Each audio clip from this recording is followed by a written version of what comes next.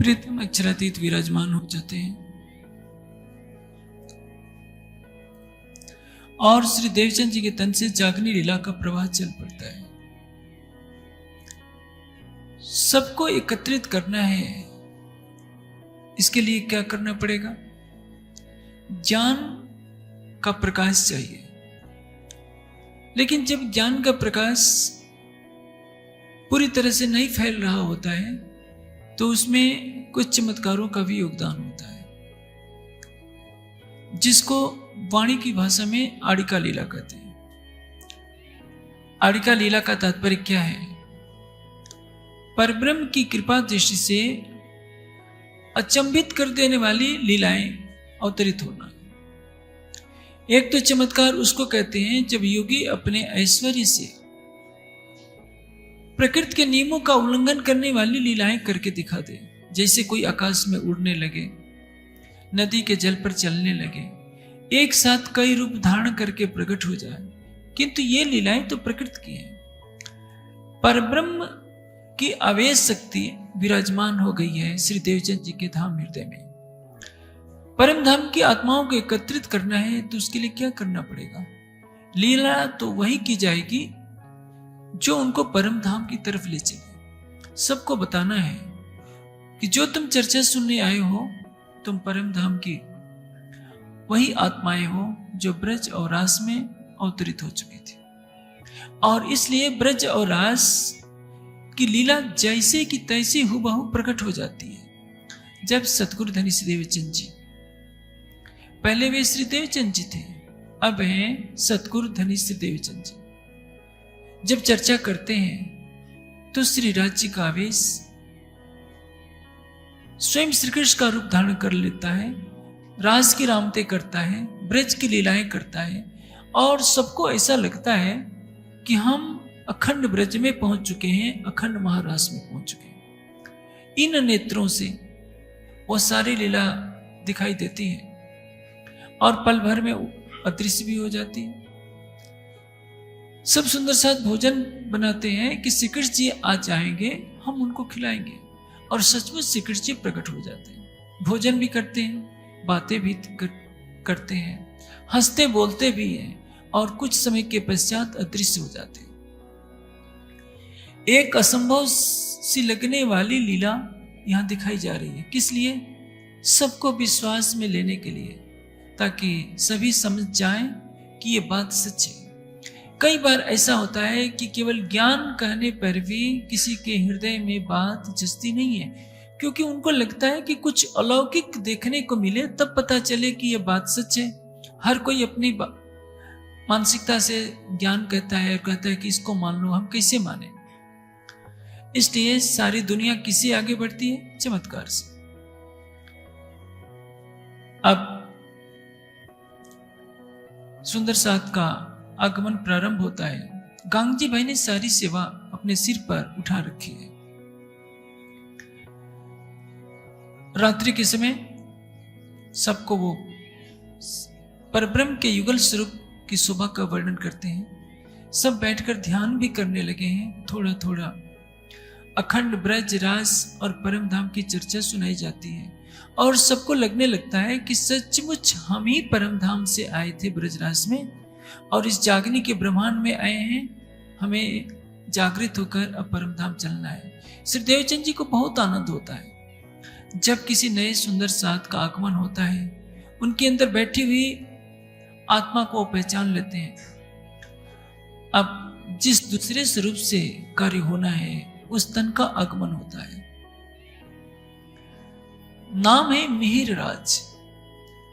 केशव राय के सुपुत्र हैं, चौथे नंबर के। 5 पुत्र हैं केशव राय के। जामनगर राज्य के जो मंत्री थे वो हैं केशव राय। माता का नाम है धनबाई। इनके बड़े भ्राता हैं हरिवंश ठाकुर, हरिवंश, दूसरे श्यामल जी, तीसरे गोवर्धन, चौथे मिहिर राज और 5वें हैं उद्धव। परब्रह्म की लीला इसी तन से संपादित होनी है। इनका जन्म होता है उस तन का संवत 1675 में भादवदी चतुर्दशी को। कब? प्रथम जाम और वार रवि प्रगटे धनी श्रीधाम। रविवार का दिन है, प्रथम पहर में। प्रथम पहर प्रारंभ होता है 6 से 9 बजे के बीच में। अब जो गांगजी भाई का एक पुत्र था श्याम जी, उसकी पत्नी का नाम था अजबाई। जो भतीजी किसकी है? हरवंश ठाकुर की पत्नी मेघबाई की भतीजी है अजबाई। अजबाई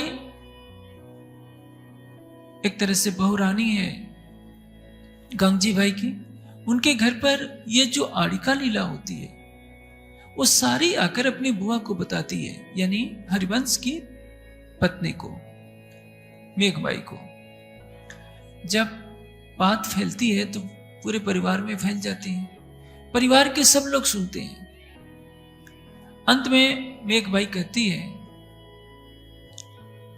गोवर्धन से कि गोवर्धन तुम जाओ, पता लगाओ कि क्या होता है वहां, क्या सचमुच में श्री कृष्ण जी प्रकट हो जाते हैं। इस संसार में दोनों बातें चलती हैं, अंधविश्वास भी चलता है, वहम संशय भी चलता है, अंधानुकरण भी चलता है, और ज्ञान की कसौटी पर परखा भी जाता है। हर तरह की प्रवृत्तियां संसार में पाई जाती है।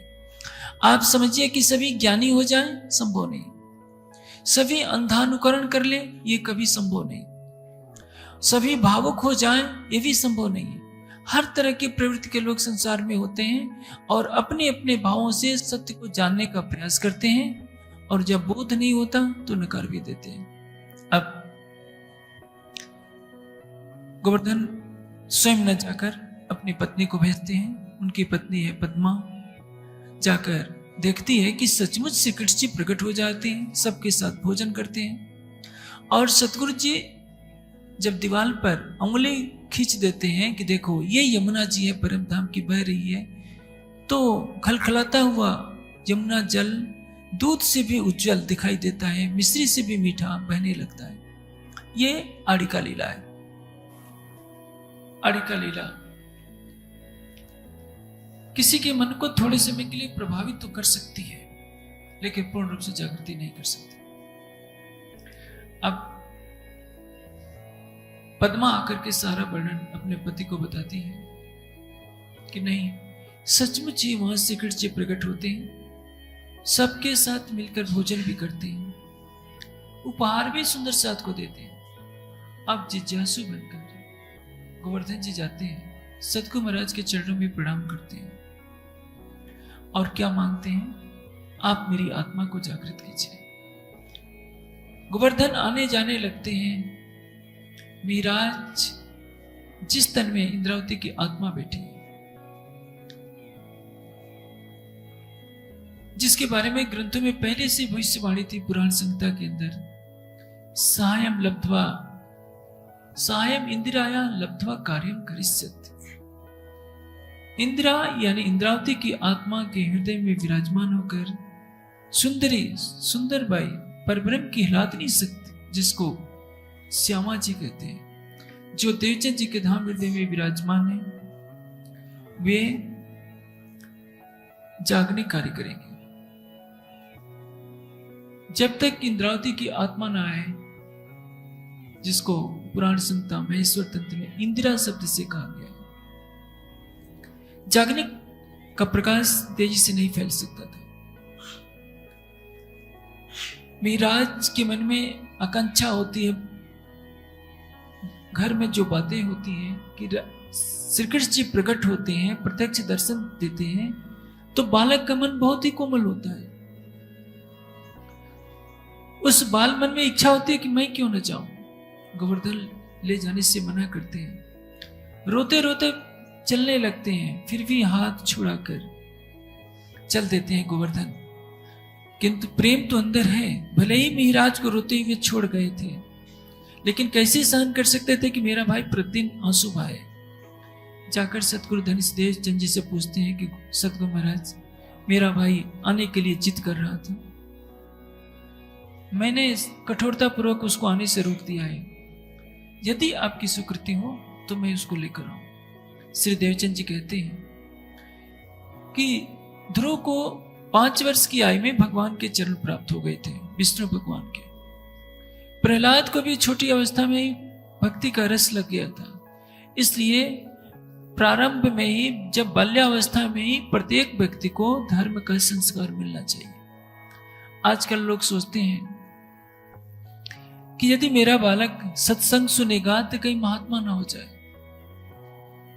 और इसी डर से अपने बच्चों को नास्तिक तो बना देते हैं किंतु धार्मिक गतिविधियों से दूर रखते हैं। ऐसा क्यों? क्योंकि संसार स्वार्थ में ही है। कोई ये नहीं सोचता कि मेरा बालक अपनी आत्मा को जागृत करे। सभी क्या सोचते हैं? संसार में रहेगा तो धन कमा कर देगा और वह धन मेरे लिए सुख का कारण बनेगा। सुखों के पीछे दुनिया भागी जा रही है, आत्म कल्याण की किसी को चिंता नहीं है। आप सोचिए, संसार का प्रेम स्वार्थी होता है। सच्चा प्रेम क्या है? जिससे हम प्रेम करें उसकी खुशियां चाहें। माता पिता सोचते हैं कि यदि मेरा बेटा कहीं महात्मा बन गया तो मेरा घर सूना हो जाएगा। यदि किसी के 4-5 बच्चे हैं तो भी माता पिता चाहते हैं कि ये ज्यादा सत्संग में न जाया करे। 4-5 में से एक को भी भेजना नहीं चाहते। किसके लिए? केवल अपने स्वार्थ के लिए। हाँ, यदि बिगड़ गया होगा तब चाहेंगे कि सही रास्ते पर आ जाए, लेकिन रहे तो घर में ही रहे, क्योंकि घर में रहेगा तो धन कमाएगा, घर छोड़ देगा तो हमारे चंगुल से निकल जाएगा। ये मोह का संसार है।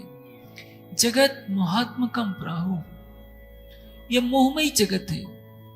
पत्नी का पति से मोह है, पति का पत्नी से मोह है, पिता का पुत्र से मोह है, पुत्र का पिता से मोह है। अपने स्वार्थ के लिए, अपने क्षणिक सुखों के लिए कोई भी मोह का बंधन को छोड़ना नहीं चाहता। पति का मृत्यु हो जाती है, पत्नी कुछ दिन तक रोती बिलखती है, या पत्नी की मृत्यु हो जाए, पति कुछ दिन उदास रहेगा, लेकिन बाद में सभी भुला देंगे। ऐसा लगेगा कुछ सालों के बाद कि इस परिवार में कोई मरा ही ना हो, क्योंकि उनको लगता है कि जिस सुख की हम कामना कर रहे थे वो सुख कहीं से और मिल रहा है, तो जो चला गया चला गया, अब उसकी याद में कब तक रहें। ये बात तो ठीक है, प्रकृति के विधान को सहन करना पड़ता है, शरीर तो छूटेगा। हाँ, लेकिन दृष्टा भाव से हम संसार में वैसे रहें जैसे किसी धर्मशाला में रहा जाता है। लेकिन मनुष्य यदि तृष्णाओं का प्यासा है तो संसार में दृष्टा भाव से नहीं रह सकता। वो संसार के संबंध इसलिए बनाता है कि हमारा परिवार हरा भरा रहे, संसार के सुख के साधन अधिक से अधिक मिलते रहे। जब धन का मामला होता है तो सारे परिवार के सदस्य लड़ पड़ते हैं कि नहीं, ये मेरा अधिकार है, मेरा अधिकार है। लेकिन जब कहा जाता है कि ब्रह्म ज्ञान के लिए कदम कौन निकालेगा, तो घर में रोना पीटना शुरू हो जाएगा कि नहीं, मेरा बेटा ब्रह्म ज्ञान के लिए घर क्यों छोड़ेगा। एक बात देखिए, घर तो सभी को छोड़ना पड़ता है। घर क्या, शरीर भी छोड़ना पड़ता है। जिस शरीर को हम अपना समझते हैं उस शरीर को छोड़ना पड़ता है। हंसते हुए नहीं तो रोते हुए छोड़ना पड़ता है। सब कहते हैं कि ये मेरा घर है, मेरा घर है। आपका घर है तो हमेशा रहना चाहिए। आपने इस घर को बनाया, जब मर जाते हैं तो आपके ही घर वाले स्मशान में पहुंचा देते हैं और आपके शरीर को जलाकर खुद 13वें के दिन खाने बैठ जाते हैं। आप सूक्ष्म शरीर से यदि देखें कि कुछ दिन ये रोए और अब तो खा रहे हैं, और सारे क्षेत्र के लोगों को, हजारों लोगों को बुलाकर खिला भी रहे हैं। एक कैसा सुख।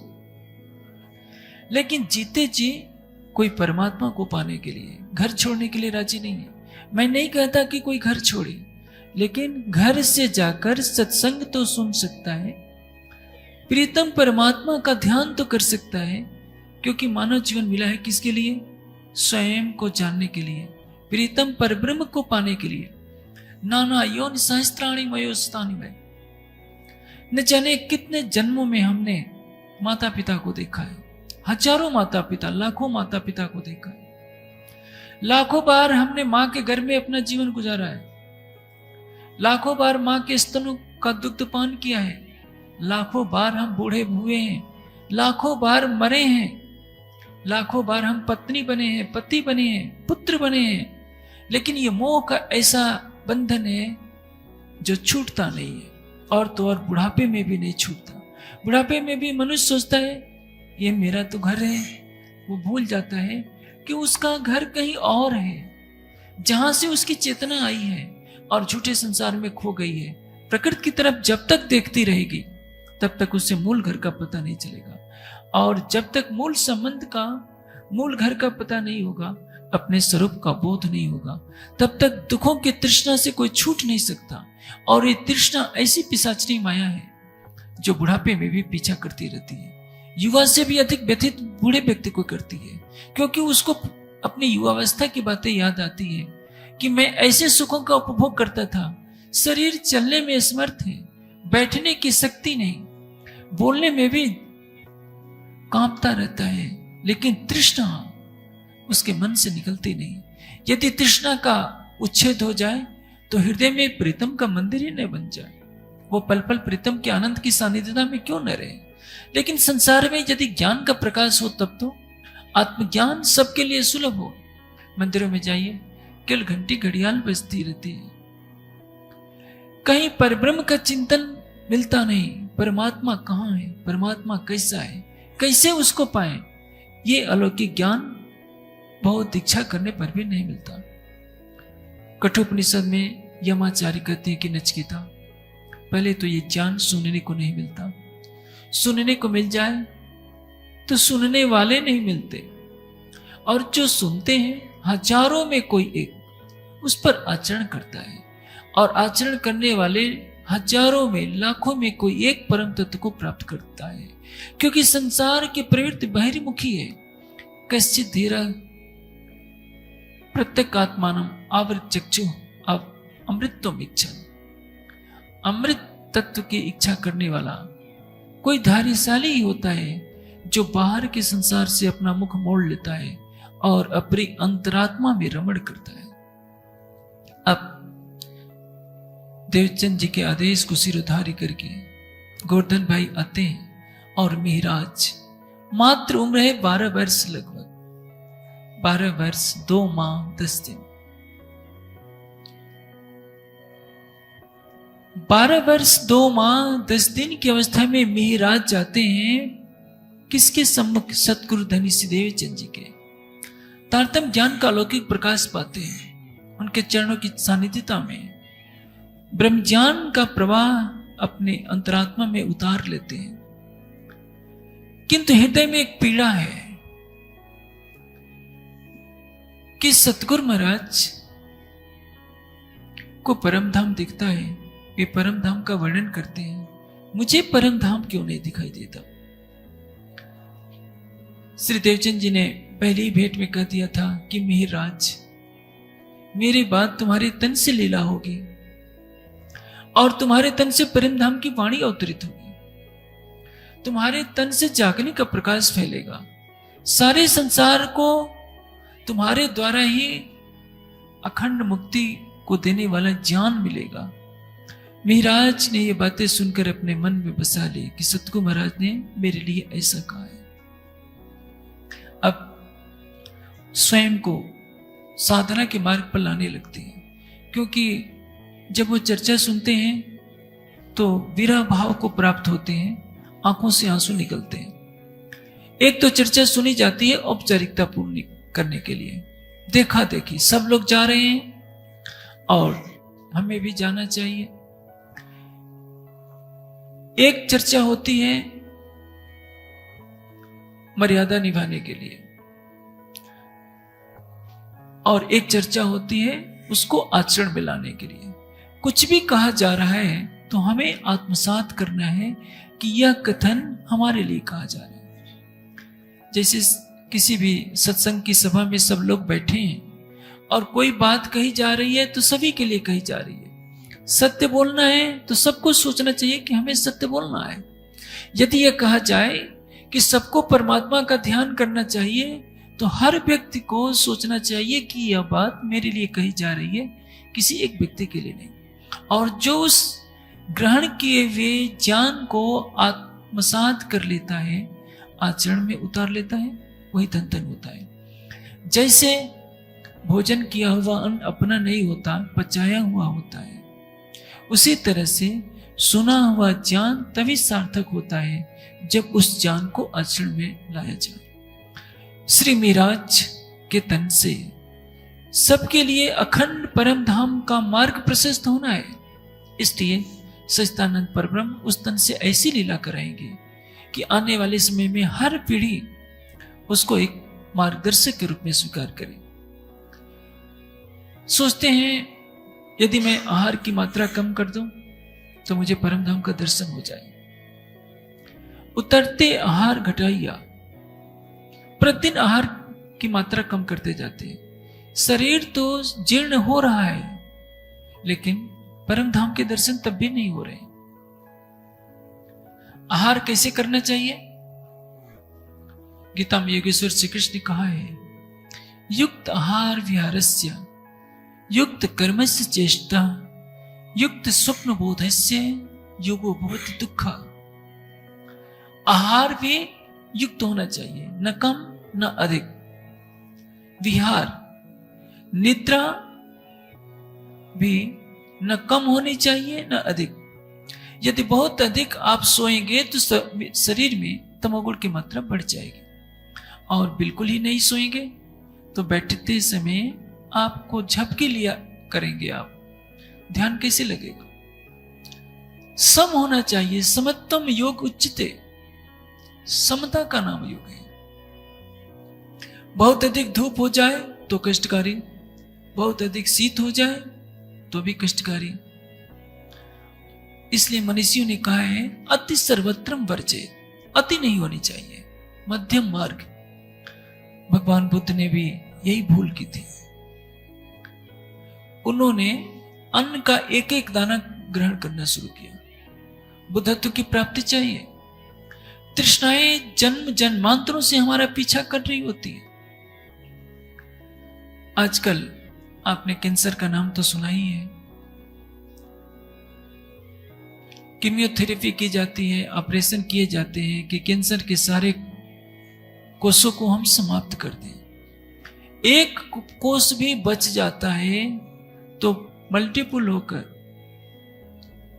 बढ़ने लगता है, और थोड़े समय में ही वो पुनः पूरे शरीर में फैल जाता है। उसी तरह से हमारे चित्त में जन्म जन्मांतरों से वासना के लाखों संस्कार, करोड़ों संस्कार पड़े हुए हैं।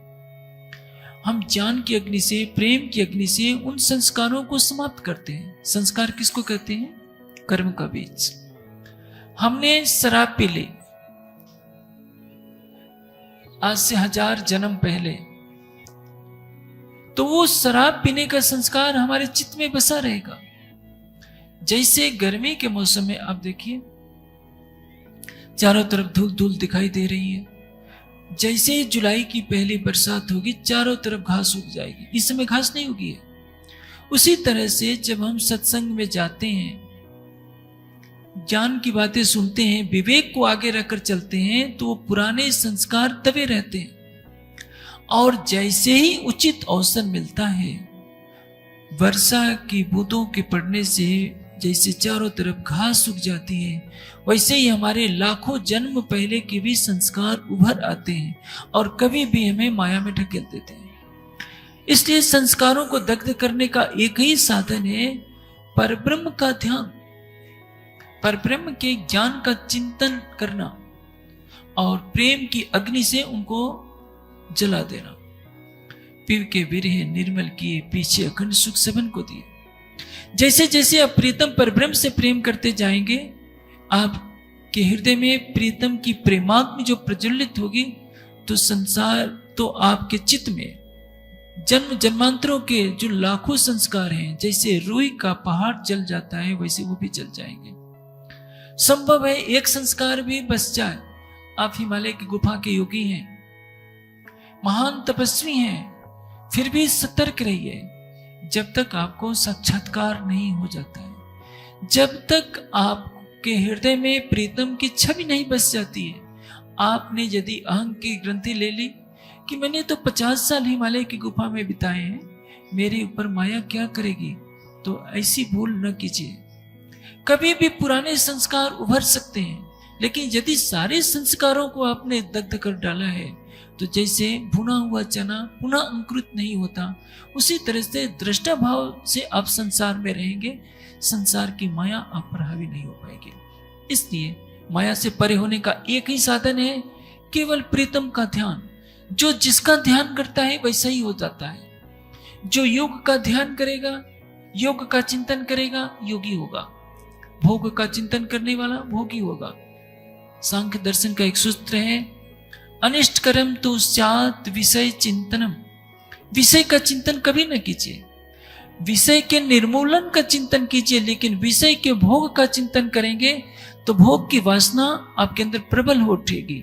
भले ही आप हिमालय की गुफा में क्यों न बैठे हो, भले ही घनघोर वन में क्यों न बैठे हो, किंतु आप घर में रहते हुए भी उठते बैठते सोते जागते केवल राज्य का चिंतन करेंगे, माया आपसे दूर रहेगी।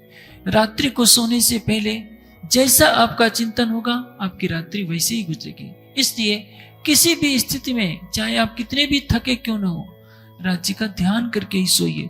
टीवी के गंदे दृश्यों को देख करके आप सोएंगे तो आपके मन में वही गंदे विकार पूरी रात घूमते रहेंगे, आपकी रात्रि योग रात्रि नहीं होगी। यदि आप अपने जीवन को योग्य रात्रि में परिवर्तित करना चाहते हैं तो आपको रात्रि को भी ध्यान करने की प्रवृत्ति डालनी पड़ेगी और प्रातः काल उठ करके भी ध्यान करने की प्रवृत्ति डालनी पड़ेगी।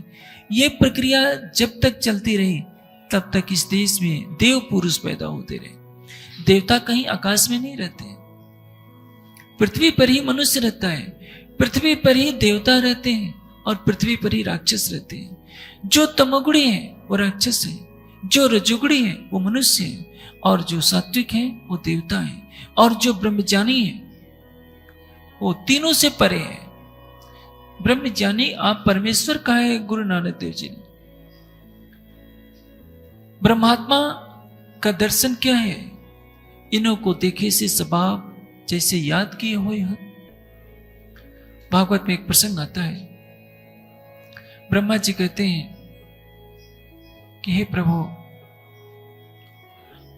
आपकी हलादरी इन गोपियों की चरण धूलि जिसके ऊपर पड़ जाए वो धन धन है।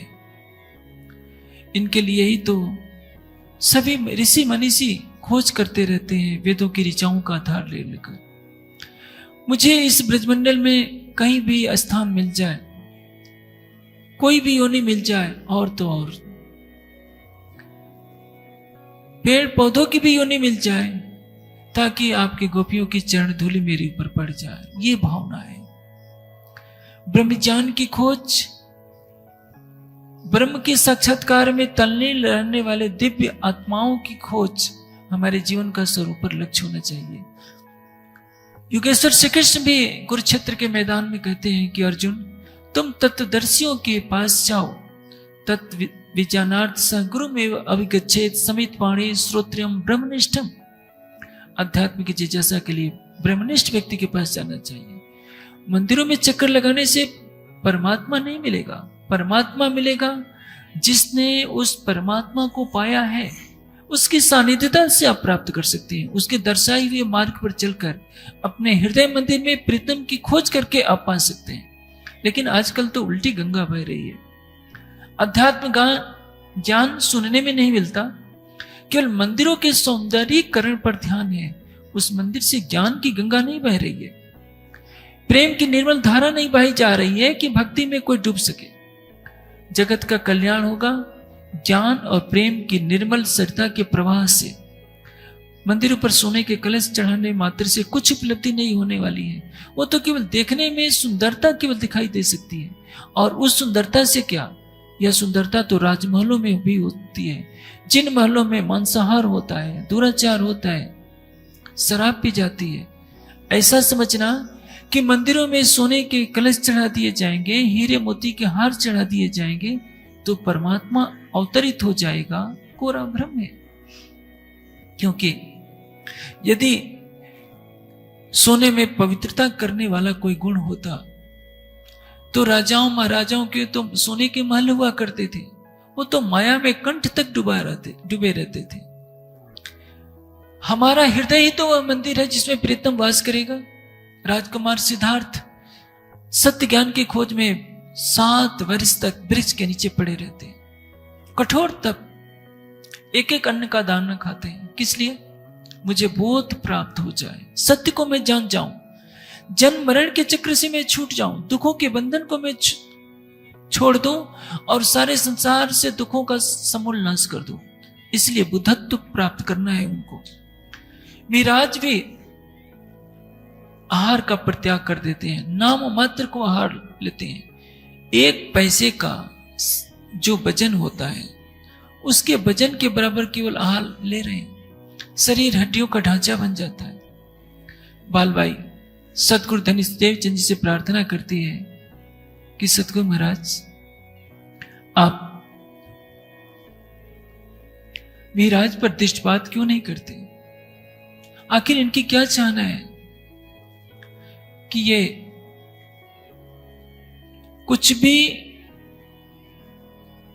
पाना स्वीकार नहीं कर रहे हैं और दिन पर दिन सूखते जा रहे हैं। श्री देवचंद जी बुलाते हैं, कहते हैं कि मिराज तुम क्या चाहते हो? मिराज कहते हैं कि सतगुरु महाराज आप परम धाम का जब वर्णन करते हैं तो मुझे लगता है कि मेरी आत्मा परम धाम की है। आप अंतक चक्षुओं से परम धाम को साक्षात देख रहे होते हैं, लेकिन मैं सारा प्रयास कर चुका हूं, इतने दिनों से ध्यान में बैठता हूं, मुझे परम धाम का दर्शन नहीं होता। सतगुरु धनी श्री देवचंद जी कहते हैं कि मिराज मैंने तुमको पहले ही कह दिया था, वह समय अवश्य आएगा जब तुम्हारे तन से परम धाम की वाणी अवतरित होगी, तुम्हारे तन से परम धाम का ज्ञान अवतरित होगा। तुम्हारे चरणों की सानिध्यता में आने वाले संसार के हर प्राणी को यह अवसर मिलेगा कि वह परम धाम स्वयं देखे। तुम तो सारे ब्रह्मांड को परम धाम दिखाने आए हो, लेकिन अभी समय नहीं आया है। अभी तुम्हें जो निर्देश दिया जा रहा है उस कार्य को करो। इस घटना से पहले एक अलौकिक घटना और हुई होती है। मिराज अपने भाई गोवर्धन के साथ आया जाया करते हैं चर्चा में। बड़े भाई श्यामल जी को यह बात नागवार गुजरती है कि घर का सारा काम मैं ही क्यों करूं। ये इन दोनों को छूट मिली हुई है, ये दोनों उम्र में छोटे हैं, तो इसका तात्पर्य यह नहीं है कि कोल्लू की बैल की तरह मैं ही पिसता रहूं।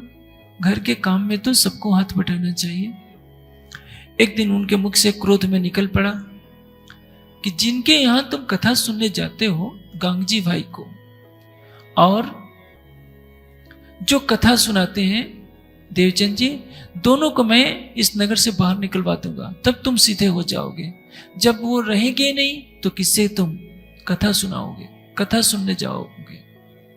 यह बात दोनों भाइयों को सहन नहीं होती है। अपने भाई पर प्रहार करने के लिए वे आगे बढ़ते हैं। बड़ा भाई छिप जाता है। रात्रि को जब पिताश्री आते हैं, क्योंकि वो जामनगर के मंत्री थे, प्रधानमंत्री थे, माता धनबाई कहती हैं कि अपने घर का मुकदमा तो पहले हल कर लीजिए, पूरे दिन भर तो आप सारे राज्य का मुकदमा निपटाते रहते हैं। प्रातःकाल धन केशव राय दोनों भाइयों की बात सुनते हैं और श्यामल जी की भी बात सुनते हैं।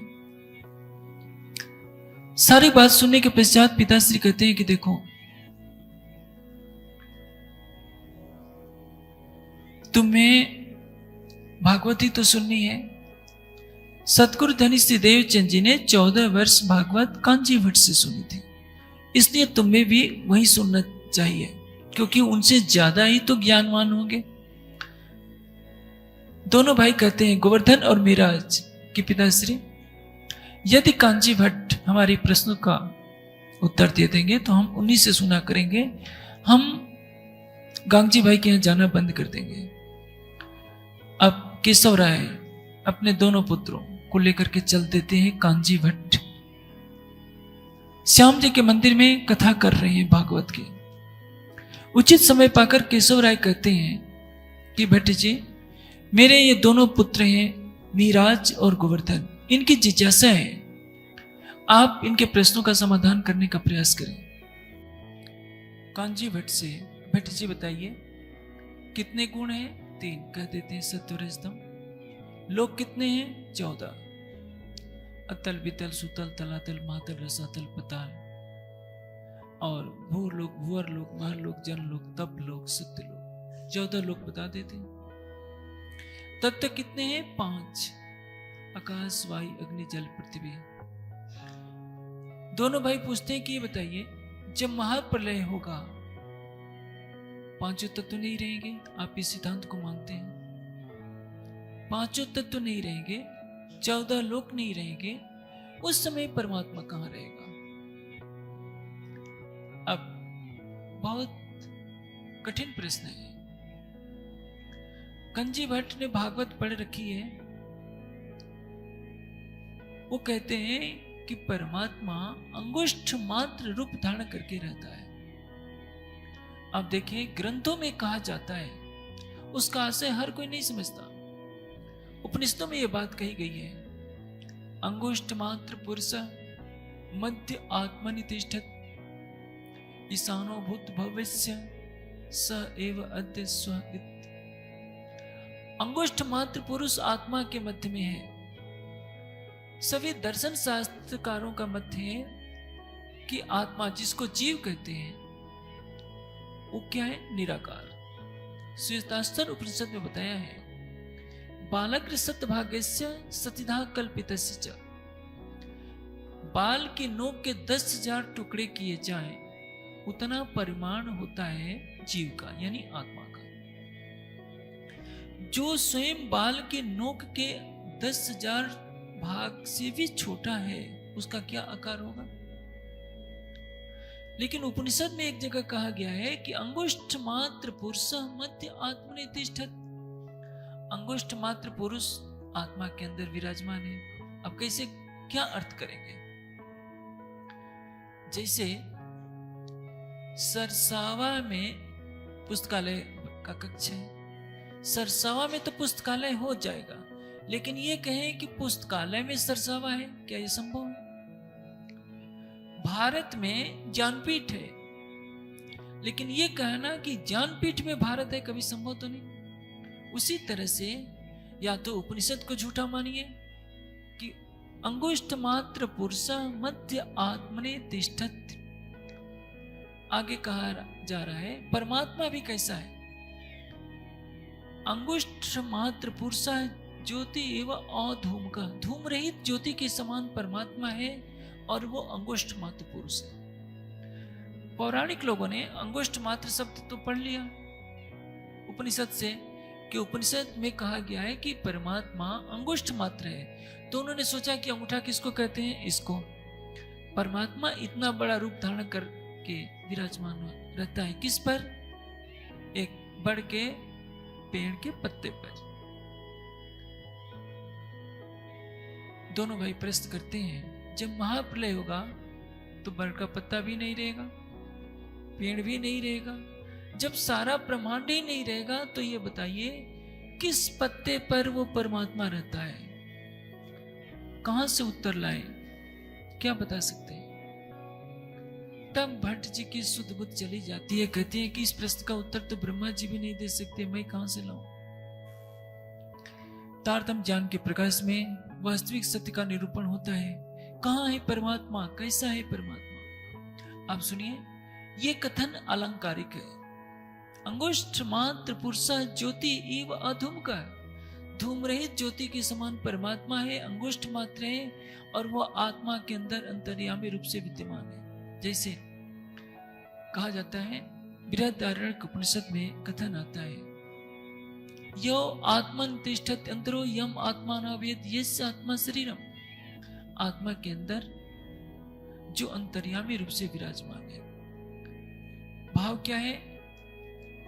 जैसे कहते हैं ना, हमने आपका अंगूठा पकड़ लिया है। अंगूठा पकड़ लेने का तात्पर्य आपका आधार ले लिया है। छोटा बच्चा चलता है, पिता का अंगूठा पकड़ लेता है तो दौड़ता कूदता चलता फिरता है, क्योंकि उसके सहारे उसको लगता है कि ये मेरा पिता है और मैं इसके साथ चल रहा हूं। उसी तरह से ससीम जीव, सीमाबद्ध जीव जब असीम अनंत परमात्मा का साक्षात्कार कर लेता है तो उसकी सानिध्यता को पाकर कहता है कि परमात्मा मेरा अंगुष्ठ मात्र है।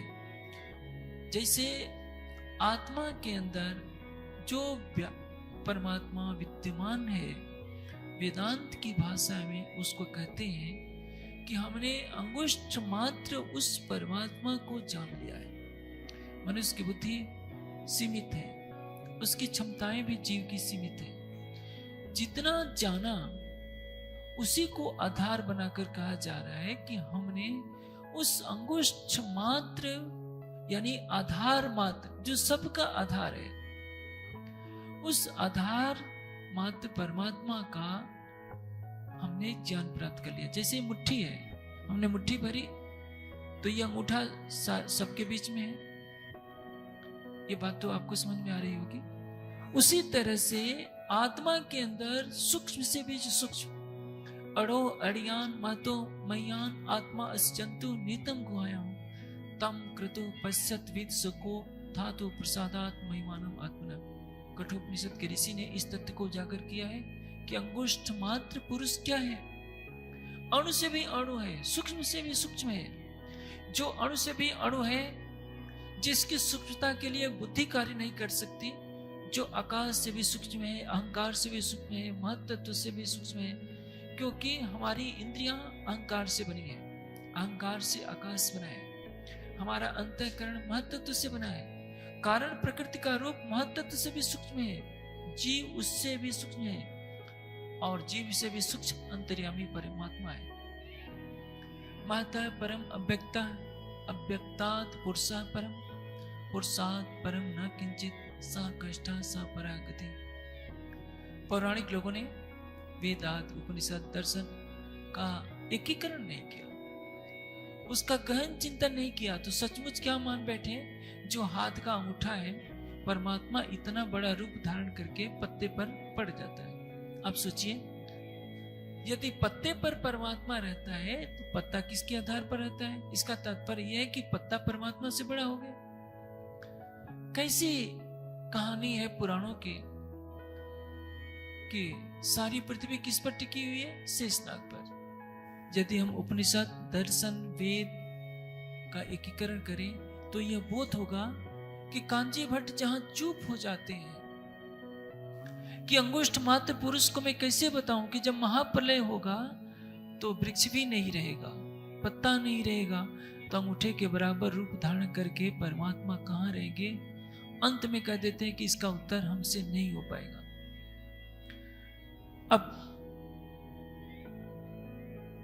पिताश्री सुन रहे हैं कि कांजी भट्ट मेरे पुत्रों के कहे हुए प्रश्न का उत्तर नहीं दे पाए हैं। उस दिन से दोनों भाइयों को छूट हो जाती है कि नहीं, तुम्हें कहीं कुछ करने की आवश्यकता नहीं है, तुम दिन रात चर्चा सुनो, अब तुम्हें कोई भी नहीं रोकेगा। अब हम वापस प्रसंग पर आते हैं कि अब मिराज को सतगुरु धनीश देव चंद जी ने सांत्वना दी कि मिराज समय आने पर तुम्हारे तन से ही सारा परम धाम का ज्ञान अवतरित होगा। जो साधना के विषय में मुख्य बात मैं कह रहा था, मिराज को भी बाद में पता चला। हाँ, उस कठोर साधना से उन्होंने अपनी परात्म का दर्शन अवश्य कर लिया, लेकिन अध्यात्म के मार्ग पर जो साधना रत होते हैं उनको यह बात ध्यान में रखनी होगी कि यदि वे आहार का पूर्णतया परित्याग कर देंगे तो परिणाम कुछ नहीं होगा। राजकुमार सिद्धार्थ को यही तो शिक्षा मिली थी। शरीर हड्डियों का ढांचा मात्र बन जाता है। सुजाता खीर लाती है तब उनके प्राण बचते हैं, अन्यथा उनके प्राण उसी दिन छूट जाने थे। कुछ लोग साधना के नाम पर बहुत ज्यादा आहार ग्रहण कर लेते हैं कि शरीर ताकतवर रहेगा तो साधना करेंगे। ये भी अति है। जैसे ईंधन बहुत अधिक हो तो उसमें आग पकड़ने में देर नहीं लगती, इसलिए परिमाण से अधिक भोजन करने वाला व्यक्ति भोगी ही बनता है। वो कभी योग के मार्ग पर नहीं चल सकता। किंतु आहार का बिल्कुल परित्याग कर देने वाला भी ध्यान का अधिकारी नहीं बनता, क्योंकि उसकी इंद्रियां शिथिल हो जाती हैं, शरीर में अग्नि तत्व की वृद्धि हो जाती है, मन चंचल हो जाता है। और जब सुजाता की खीर खाई बुद्ध सिद्धार्थ ने, तो उनकी समाधि लगी। अब मिहिराज को तो वास्तविक मार्गदर्शन है, मिहिराज चल देते हैं सतगुरु महाराज के आदेश पर। संवत 1703 का समय है, जन्म होता है 1675 में। 1703 में वे 40 दिन की यात्रा करके नाव पर सवार होकर के बरारब जाते हैं। क्यों? गांगजी भाई का एक खेता भाई रहता था बरारब में, अरब देश में, और उसने व्यापार करके वहां बहुत अधिक धन कमा लिया था। गांगजी भाई के घर पर प्रतिदिन चर्चा होती है। गांगजी भाई अपने घर में सतगुरु धनीसिदेव चंद जी को पधराए होते हैं। वाणी चर्चा का प्रवाह चल रहा होता है, अलौकिक ज्ञान की वर्षा हो रही है, लेकिन आहार तो चाहिए। आहार के लिए धन चाहिए। धन के लिए क्या करना पड़ेगा? कुछ प्रयास तो करने पड़ेंगे। इसलिए सोचा गया कि खेता भाई के यहां बहुत अधिक धन पड़ा है, निरर्थक। 17 साल हो गए खेता भाई को अरब गए हुए, और आजकल की तरह तो सुविधा थी नहीं कि वहीं से पैसा भेज दे, स्वयं आ जाकर के लेना देना पड़ता था। श्री जी को भेजा जा रहा है, मिहिराज जा रहे हैं, खेता भाई से मिलते हैं, पता देते हैं, सारा काम संभाल लेते हैं। खाली समय में ब्रह्म ज्ञान की चर्चा सुनाने का प्रयास करते हैं। लेकिन आप जानते हैं, जिसका मन जिसमें रम जाता है उसी में लगा रहता है। कोई काहू में मगन, कोई काहू में मगन, हम वाही में मगन, जासू लागी है लगन। शराबी सोते समय भी शराब की बात सोचेगा। जो व्यवसाय में लगा रहेगा सोते समय भी ये सोचेगा कि मैंने उनको इतना रुपया देना है, उनसे ले लेना है। भोगी सोते समय भी भोग की बातें सोचेगा, और योगी सोते समय भी अपने प्रीतम के चिंतन में लगा हुआ सो जाएगा। प्रेम के विरह में, प्रीतम को पाने की विरह में तड़पती हुई आत्मा अपने प्रीतम के अतिरिक्त कुछ नहीं सोचती है। वो बेचारा तो सवेरे से लेकर रात तक 999 के चक्कर में पड़ा हुआ है। 999 जानते हैं किसको कहते हैं? केवल धन।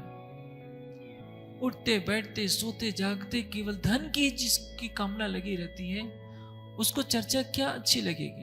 मिहिराज सुनाते जाते हैं और वो बीच में ही कह देता है कि मिहिराज थोड़ी देर रुक जाइए, वो उस सेठ को इतना देना है, उससे इतना लेना है, ये आप नोट कर लो। अब मिहिराज भी सिर पकड़कर बैठ जाते हैं कि कुछ देर तो धन की तृष्णा ये बेचारा छोड़ दे, ज्ञान का प्रकाश पाले, एक न एक दिन तो शरीर को छोड़कर चला जाएगा। लेकिन यही तो मोह है, यही मोह छूट जाए, हर प्राणी संसार में रहते हुए अपने को संसार से अलग कर ले, दृष्टा भाव से देखे। धन आ रहा है, जा रहा है, बचपन जा रहा है, युवावस्था आ रही है, युवावस्था जा रही है, बुढ़ापा आ रहा है, कोई चिंता नहीं, क्योंकि तो शरीर है, परिवर्तनशील है। हम इसके लिए क्यों रोए कि हम बूढ़े हो गए, हमारे बालों में सफेदी आ गई?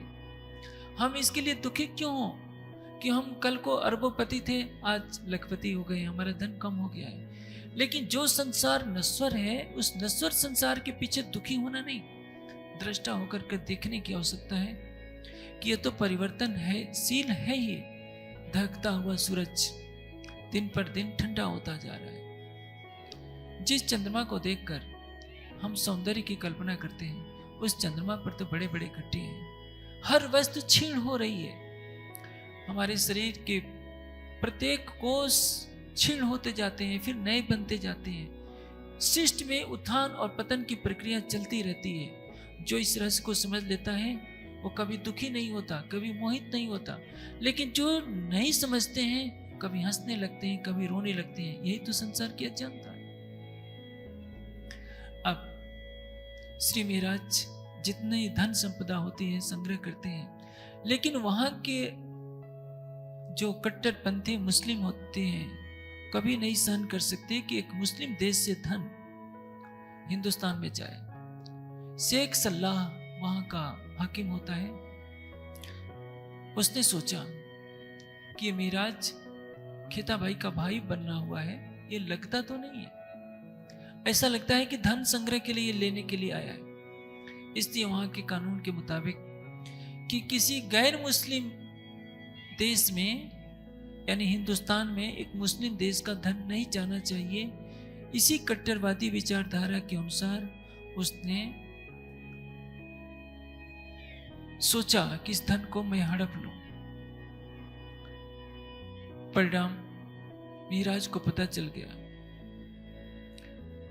कि अब ये हड़पने वाला है, चूंकि सारे गोदामों पर उसने सील लगवा दिया, ताला लगवा दिया कि मिराज तुम यहां का धन नहीं ले जा सकते। अब मिराज जाते हैं खलीफा के पास। कई दिन प्रयास करने के बाद भी खलीफा से भेंट नहीं हो पाती है। खलीफा मुस्लिम जगत का आध्यात्मिक गुरु है, लेकिन उसकी जीवन शैली एक राजा महाराजा की तरह है। नमाज पढ़ने के लिए खलीफा जा रहे होते हैं वहां के, अंत प्रेरणा होती है कि नहीं, और परब्रह्म की कृपा दृष्टि से एक ऐसा व्यक्तित्व प्रकट होता है उनके सामने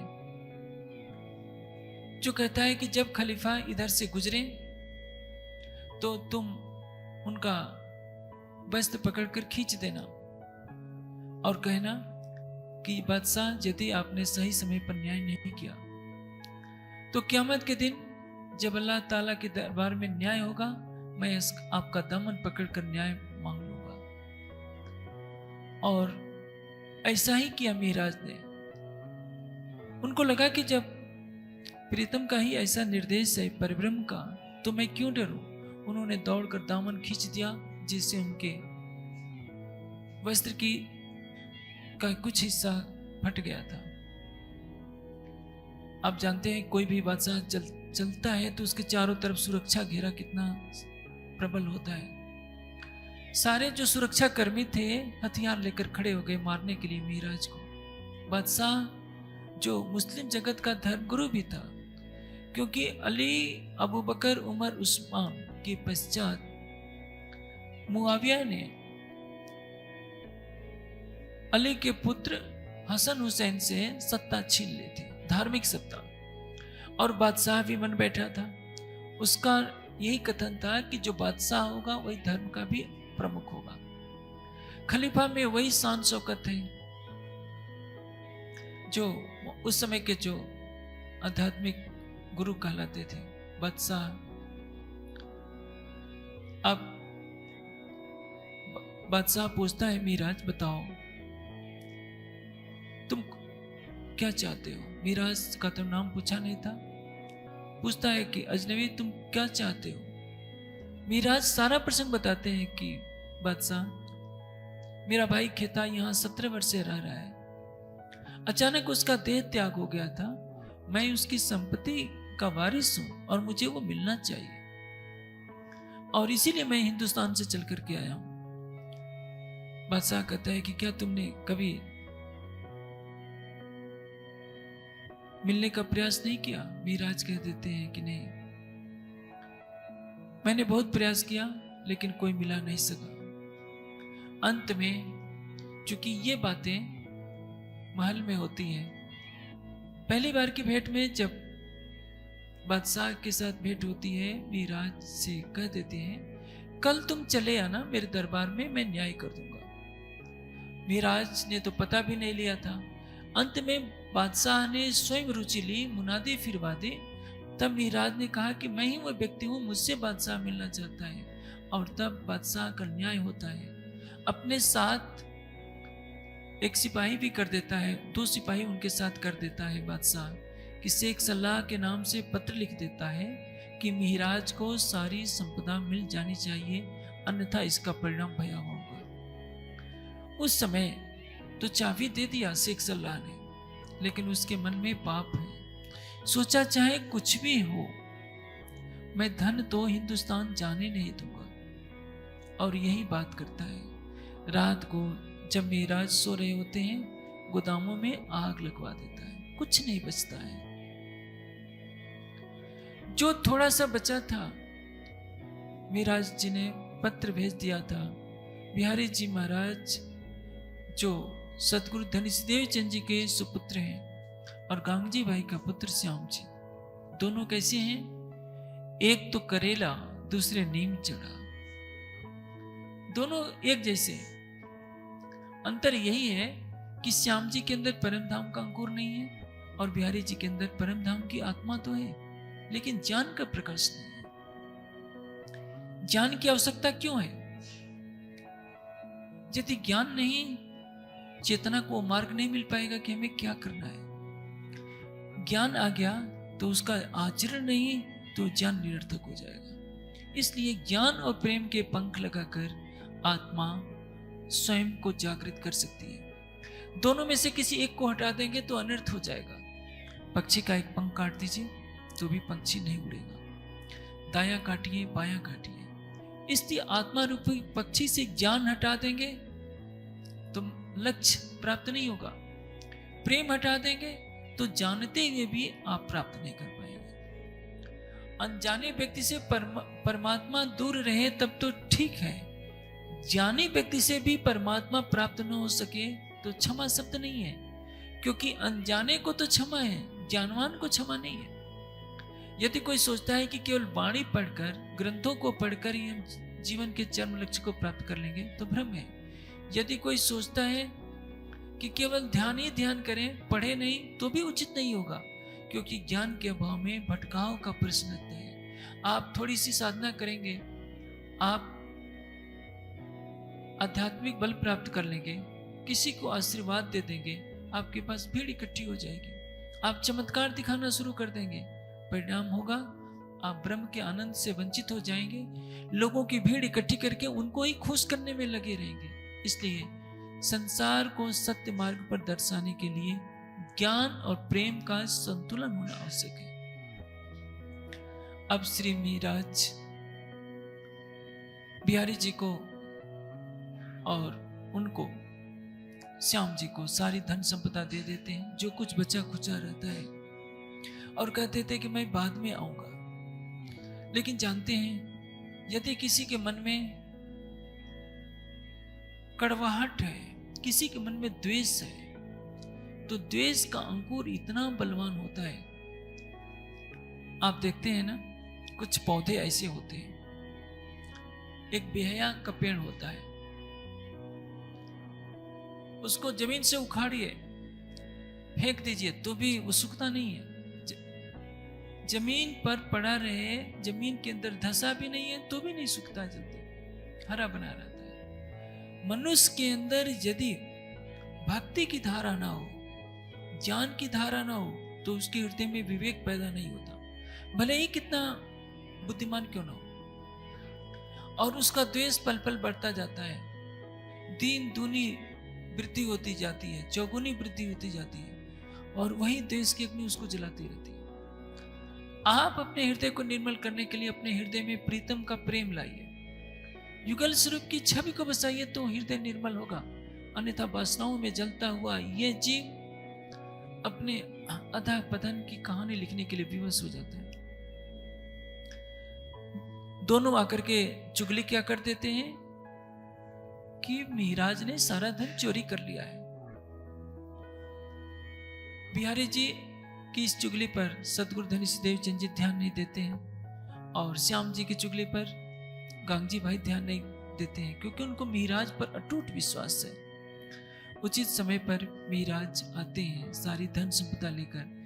बालबाई सोचती है, क्योंकि बालबाई पर दबाव है श्याम जी का और बिहारी जी का, कि यदि मेराज ने सच सच बता दिया तब तो हम दोनों सबकी दृष्टि में गिर जाएंगे। जब मनुष्य एक अपराध कर बैठता है तो उस अपराध को छिपाने के लिए न जाने कितने और अपराध कर लेता है। बिहारी जी और श्याम जी यही कर रहे हैं। बालबाई जी को तैयार किया जाता है कि किसी भी तरह से मेराज का परिणाम श्री देवचंद जी स्वीकार न करने पाए। अब बिहारी जी की इच्छा पूरी करने के लिए बाल बाई को अभिनय करना पड़ेगा। अभिनय क्या जानते हैं? स्त्री का एक ही हथियार होता है, दबाव बनाना। भारतीय आदर्श नारी की बात नहीं करता। आदर्श नारी तो धर्म मूर्ति होती है, लेकिन जिसके अंदर माया ने प्रवेश कर लिया वो क्या करेगी? रोना धोना शुरू कर देगी कि आप यदि मेरा कहना नहीं मानेंगे तो मैं जान दे दूंगी, जहर खा लूंगी। चाहे कैकई हो चाहे कोई हो, सभी ऐसे ही करती। अपनी गलत बात को मनवाने के लिए ऐसा स्वांग रचती हैं कि बड़ा से बड़ा चक्रवर्ती राजा भी इनके सामने नतमस्तक हो जाएगा। वो सोचेगा कि हम क्या करें। यदि नारी का हृदय कोमल है तो बहुत कोमल है, क्रूर होता है तो उसमें दया की आशा नहीं दिखाई देती। कैकेयी देख रही है, मंथरा देख रही है कि दशरथ का शरीर छूट गया है, महाराजा इस दुनिया से चले गए। राम लक्ष्मण दोनों सन्यासी का वेश धारण करके जा रहे हैं। कल तक जिस राम को सिंहासन पर बैठना था, अब वही राम पैदल चलने जाने के लिए विवश है, और साथ में सुकुमारी सीता भी जा रही है। लेकिन कैकेयी के हृदय में कठोरता है, मंथरा के हृदय में कठोरता है कि नहीं, मैं तो इनको वन भिजवा कर ही रहूंगी। न्याय करने वाले को बहुत कोमल होना चाहिए, बहुत कठोर होना चाहिए। सत्य को देखना चाहिए, सत्य क्या कहता है, धर्म क्या कहता है। किसी के दबाव में नहीं आना चाहिए। चाहे कोई रोए, आंसू बहाए, छाती पीटे, कभी भी पिघलना नहीं चाहिए, क्योंकि वो पिघल कर न्याय को कलंकित कर देगा तो धर्म की मर्यादा टूट जाएगी। वो तो एक नाटक होता है, और नाटक के दबाव में, रिश्तों के दबाव में न्यायाधीश को कभी भी झुकना नहीं चाहिए, क्योंकि न्यायाधीश यदि धर्म की मर्यादा का उल्लंघन करेगा तो समाज की अपूरणीय क्षति होगी। रिश्ते निभाने से धर्म नहीं चलते हैं। अध्यात्म का रिश्ता है सत्य, न्याय, निष्पक्षता। अब बालबाई के दबाव में श्री देवचंद जी को आना पड़ता है। ये मूल स्वरूप की प्रेरणा थी, क्योंकि मिहिराज को विरह की भट्टी में तपाना है। संसार को एक मार्गदर्शक चाहिए, ऐसा मार्गदर्शक जो परम धाम की प्रेम के मार्ग पर चल सके। एक सच्ची घटना मैं बताता हूं। बैजू बावरा, जिसका नाम था बैजनाथ, तानसेन अकबर के महान संगीतकार हैं, लेकिन हरिदास जी के शिष्य हैं, और बैजनाथ यानी बैजू भी हरिदास का शिष्य है। बालक है छोटा सा। तानसेन अकबर के दरबार में रहते हैं। उनको अहंकार है कि मेरे जैसा कोई भी गायक नहीं है, मेरे गुरु ही केवल मेरे से आगे हैं, अन्यथा मेरे गुरु हरिदास के अतिरिक्त मेरी बराबरी करने वाला संसार में कोई नहीं है। जो उनसे मुकाबला करता है हार जाता है। तानसेन ने शर्त लगा रखी थी कि जो हारेगा उसको फांसी की सजा दी जाएगी। बैजू बावरा का पिता भी इसी में बेचारा हार जाते हैं, फांसी पर चढ़ाए जाते हैं। अब बैजू बावरा को बहुत बुरा लगता है, तलवार उठा लेते हैं कि मैं अपने पिता का बदला लूंगा।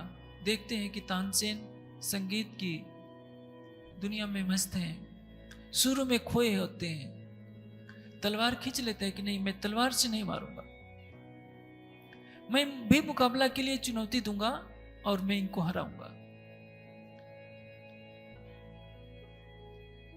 बैजू की एक प्रेमिका है, सोचती है कि मेरा प्रेमी हार जाएगा तो क्या होगा, फांसी पर चढ़ना ही है, क्यों न मैं उसके लिए अपना त्याग कर दूं। अपने शरीर, अपने को नाक से डसवा लेती है, जानबूझकर नाक के पास मुंह कर देती है, छेड़ती है उसको, और क्रोध में आकर के काट लेता है। किस लिए? मुझको सर्प से दसा हुआ जानकर बैजू मेरे लिए तड़पेगा, और उसके अंदर से विरह फूटेगा तो संगीत फूटेगा, अन्यथा बिना विरह के तानसेन का मुकाबला करना संभव नहीं था। अब बैजू विरह में पागल हो जाता है उसको पता चल जाता है कि जानबूझकर मेरी प्रियतमा ने अपने को सर्प से डसवाया है ताकि मैं विरह की भट्टी में तड़पूं। विरह में पागल हो जाता है, संगीत उसके अंदर से फूटने लगता है, लेकिन संघर्ष से पहले तो गुरुदेव का आशीर्वाद चाहिए। जाता है, हरिदास जी वृद्ध हो चुके हैं, मिलने के लिए जाता है। गठिया का रोग हो चुका है, उठा नहीं जाता, शरीर में जकड़न है। बैजू बावरा में विरह चरम पर है। एक एक कदम बढ़ाता है और गाता जाता है, मन तलपत हरि दर्शन को आज। हरि दर्शन को याद, यानी हरिदास के दर्शन के लिए। आखिर जैसे जैसे स्वर लहरी हरिदास जी के कानों में पड़ती है, हरिदास जी प्रसन्न है कि आज मेरा बैजू आ रहा है।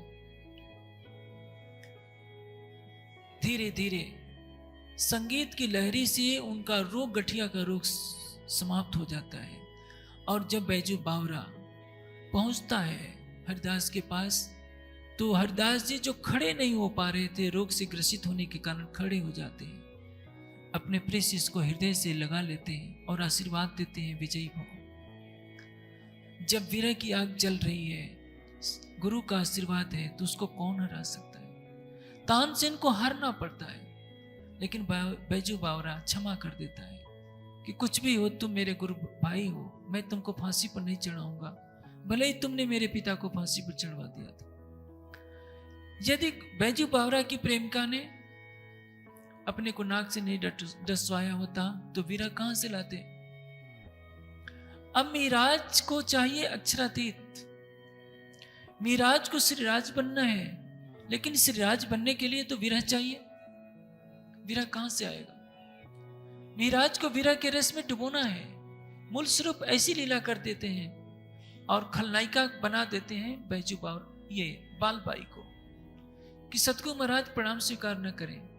सतगुरु महाराज का शरीर तो कठपुतली है, जो मूल स्वरूप का आदेश होगा वही तो कोई भी तन यहाँ करेगा। अपनी मनमाना तो कोई भी नहीं कर सकता। घोड़ा तो उधर ही चलेगा जिधर घुड़सवार आदेश देगा। यहाँ का तन तो मात्र घोड़ा है, जो कुछ भी करता है तैसा इत होता गया जैसा हजूर हुक्म करत। मूल स्वरूप के आदेश के अनुसार ही कोई कार्य करता है। अब मिराज आते हैं, सतगुरु महाराज के चरणों में प्रणाम करते हैं, किंतु सतगुरु महाराज तो कुछ बोलते ही नहीं, चादर ओढ़ लेते हैं कि नहीं, मिराज का प्रणाम स्वीकार नहीं करना है। बालबाई ने कह दिया था कि मरी पड़ी ना कोपमा तो बालबाई मारू नाम।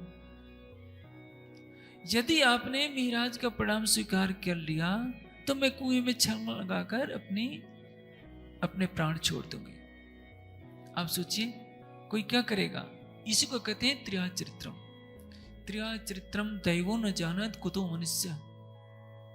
मनुष्य भला क्या जानेंगे जब देवता भी नहीं समझ पाते हैं कि एक माया में आसक्त नारी के मन में क्या चल रहा है। वो किसी भी सीमा तक जा सकती है अपने प्रतिद्वंदी को नष्ट करने के लिए। बालबाई इतनी क्रूर नहीं थी, लेकिन किसी भी व्यक्ति को क्रूर बनाया जा सकता है। कुसंग से, कटु चिंतन से अच्छा व्यक्ति भी गलत राह पकड़ लेता है। यही बालबाई है जो आगे अच्छा भी कार्य करेगी। अब श्री देवचंद जी प्रणाम स्वीकार नहीं करते हैं, मिराज घर वापस आ जाते हैं श्यामल जी के। लेकिन आप जानते हैं यह संसार कितने दिनों का है। मनुष्य को स्वावलंबी होने का प्रयास करना चाहिए। मनुष्य जिस भाई को अपना भाई समझता है, संकट के समय भाई भी साथ छोड़ देता है, बहन भी साथ छोड़ देती है। संसार का हर रिश्ता स्वार्थी होता है। भाई तो चाहेगा भी, लेकिन भाभी नहीं चाहती। अब देखिए कट शब्दों के घाव कितने तीखे होते हैं। तलवारों के घाव मिट जाया करते हैं, कट शब्दों के घाव नहीं मिटा करते। कट शब्दों के से भी ज्यादा घातक होता है मानसिक चिंतन।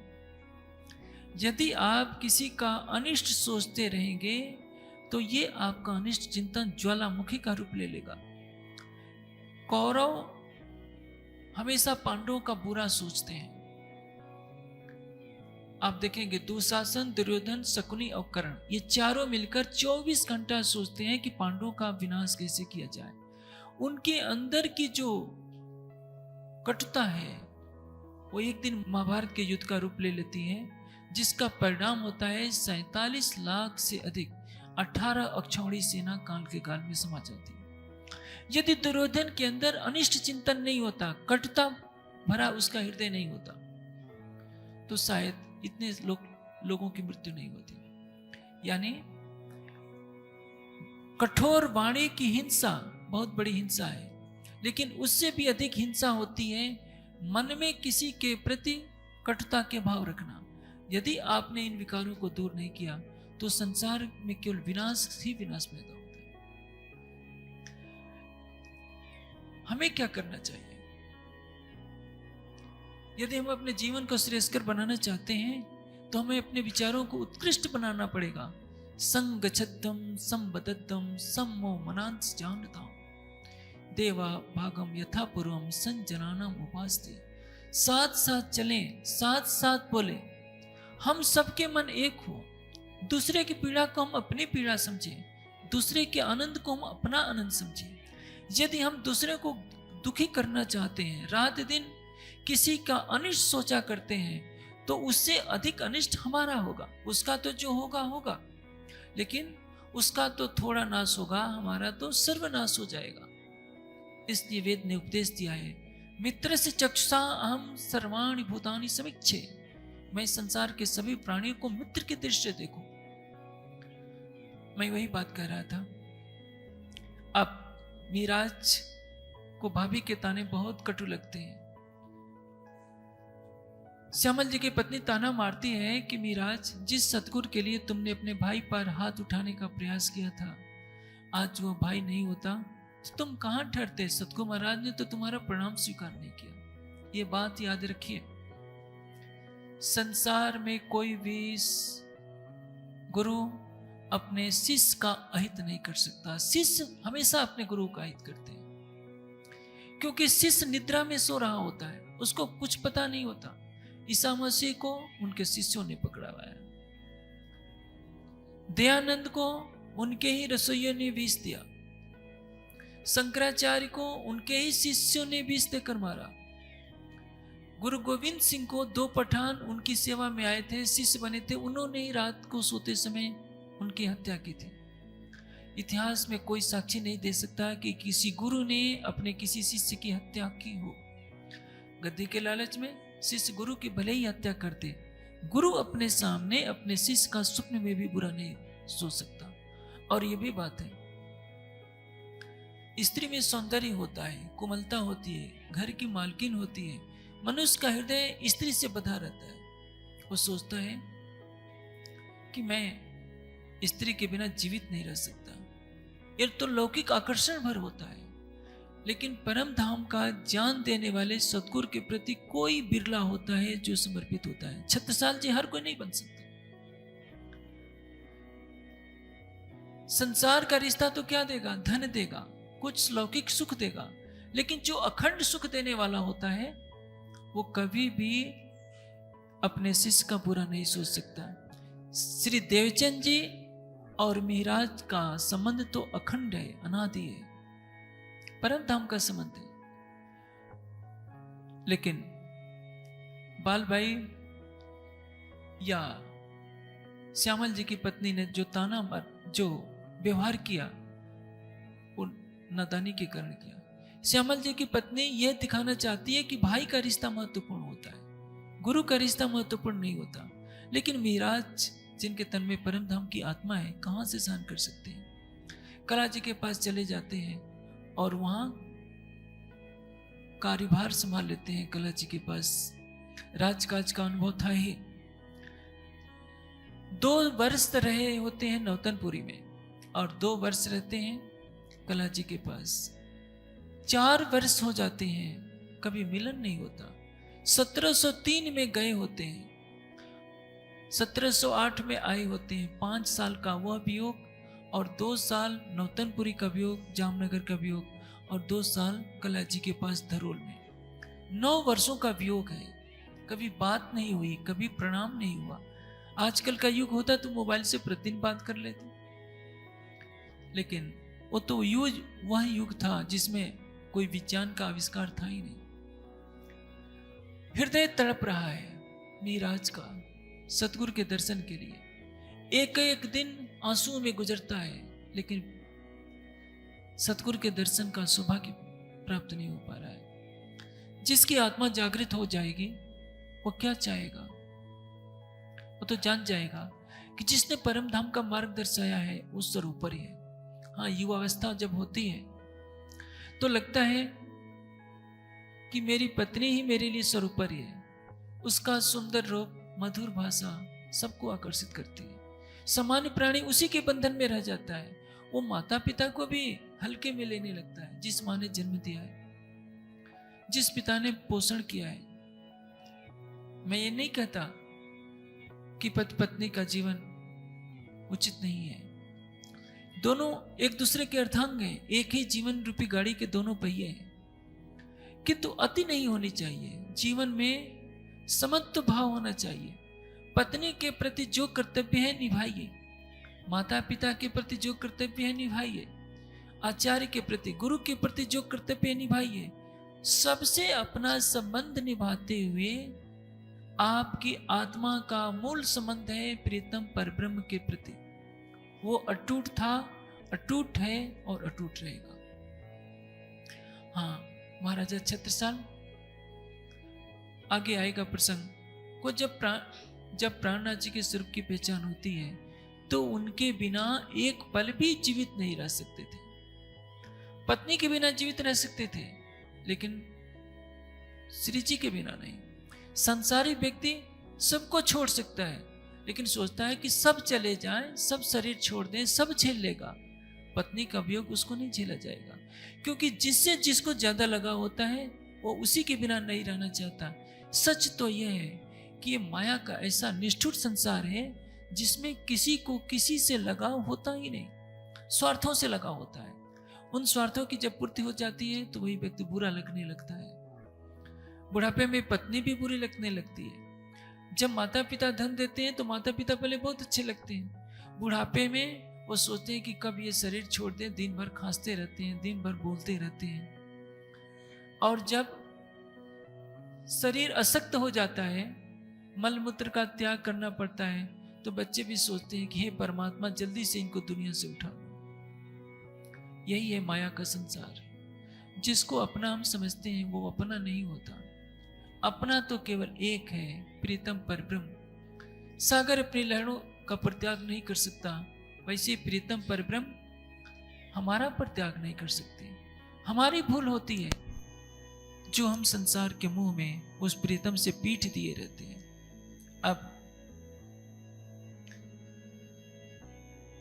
मिहिराज को बुलाने के लिए श्री देवचंद जी बिहारी जी को कहते हैं। 1712 का समय आ चुका है। अब उस तन को छोड़कर मिहिराज के धाम हृदय में विराजमान होना है। लेकिन मिहिराज का हृदय तो दुखी है। बिहारी जी महाराज जाना नहीं चाहते, क्योंकि सोचते हैं कि यदि मिहिराज आ जाएंगे तो मेरे पिताश्री उनको गादी पर बैठा देंगे। यही कुर्सी, गादी, सिंहासन, यही तो लोकेशना है, वित्तेषणा है, दारेषणा। तृष्णाओं का मूल तो ये गादी है, जिस पर बैठकर मनुष्य परम तत्व से दूर हो जाता है। जब से देश में गादी परंपरा की शुरुआत हुई है, यह देश अंधकार में भटक रहा है। गादी पर बैठने से क्या मिलता है? ऐश्वर्य। वह ऐश्वर्य तो गृहस्थी में रहने पर भी मिल सकता था। आध्यात्मिक क्षेत्र में गादी का कोई स्थान नहीं है। चारों वेदों में, 6 दर्शनों में, 11 उपनिषदों में, वेदों की व्याख्यान स्वरूप 1127 शाखाओं में कहीं नहीं लिखा है कि एक आध्यात्मिक पद ऐसे व्यक्ति को दिया जाए जो उनका पुत्र हो, भले ही योग्य न हो।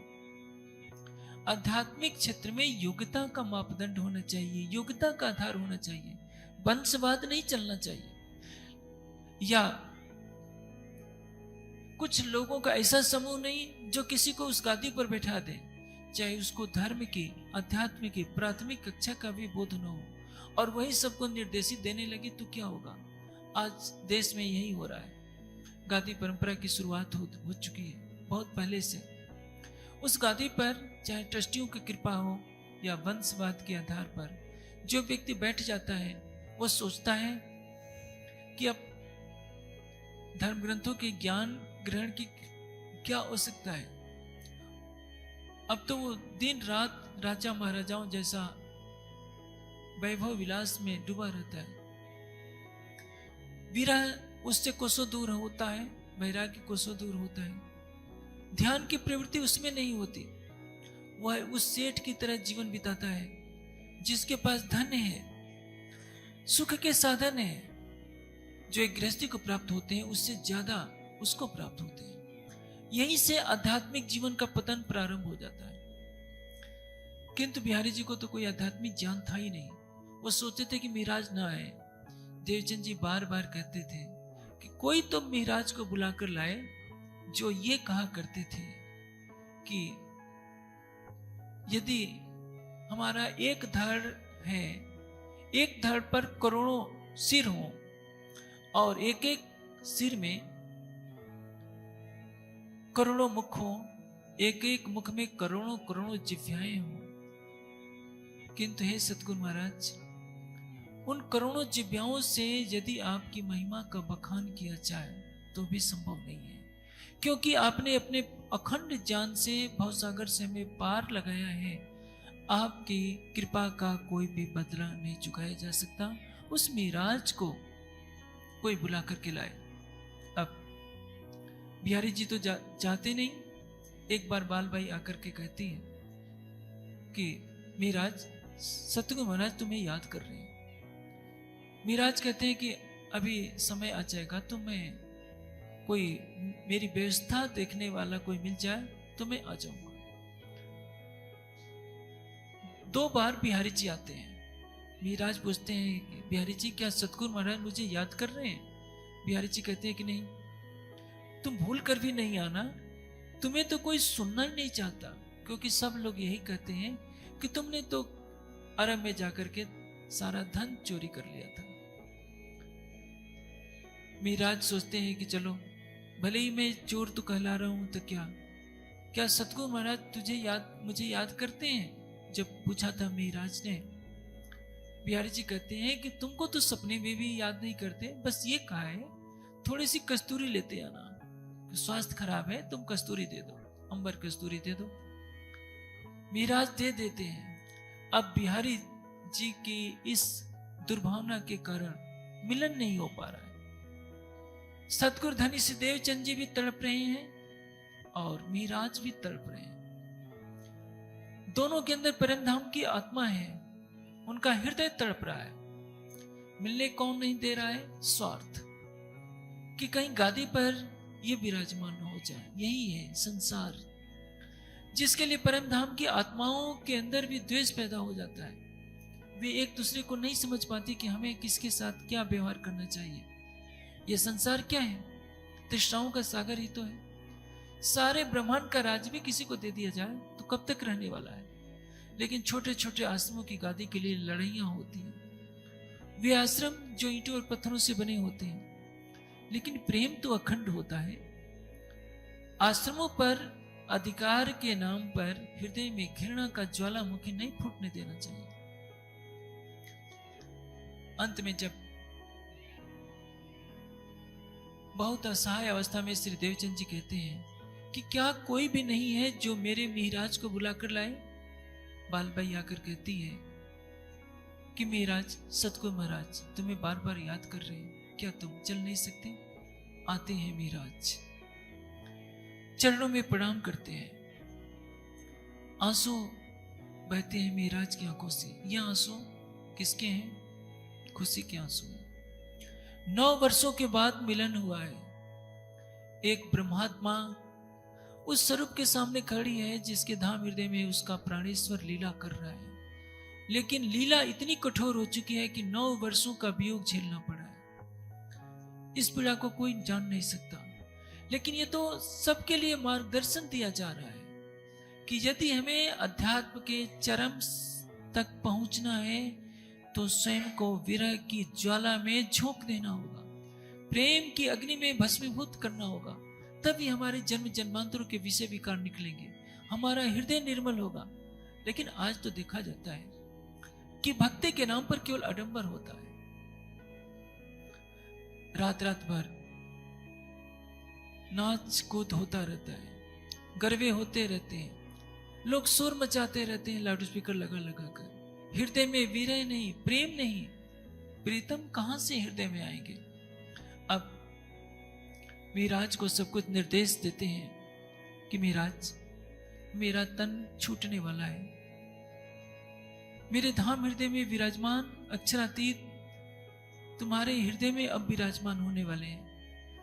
तुम्हें समय समय पर सभी आत्माओं को जागृत करना है, तुम्हारे तन से वाणी अवतरित होने वाली है।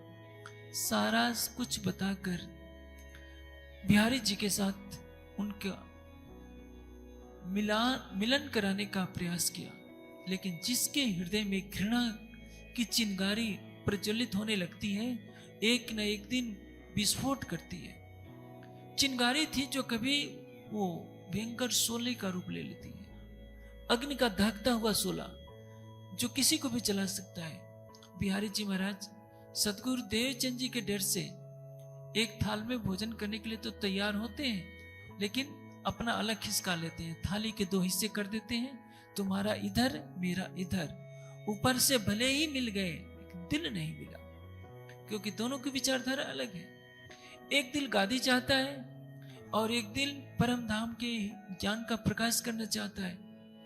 कहीं रहीम कैसे निभे बेर गेर को संग, वे डोलत रस आपने उनके फाटतन। केले और बेर की संगति नहीं होती, सत्य और झूठ का मेल नहीं होता। सांचा सांचे मिल चले, मिले झूठो झूठा माए, जिन जैसी सोहबत तैसी, इनमें धोखा कुछ भी ना है। बिहारी जी को कौन मिला मित्र के रूप में? श्याम जी। मैंने पहले ही कहा था, एक करेला है तो दूसरा नीम है, दोनों कड़वे हैं। और मिराज को कौन मिलेगा? लाल दास, भीम भाई, मुकुंद दास, महाराजा छत्रसाल। ऐसी परमधाम की आत्माओं से मिलन होगा, और जो परमधाम के ज्ञान को सारे संसार में फैलाने का दृढ़ संकल्प करेंगे। इसलिए अब ऐसी लीला हो रही है, समय आने पर श्री देवचंद जी का अंतर्धान हो जाता है। मिराज के लिए असह्य है, अपनी पीड़ा किससे कहे, क्योंकि पीड़ा तो मूक होती है।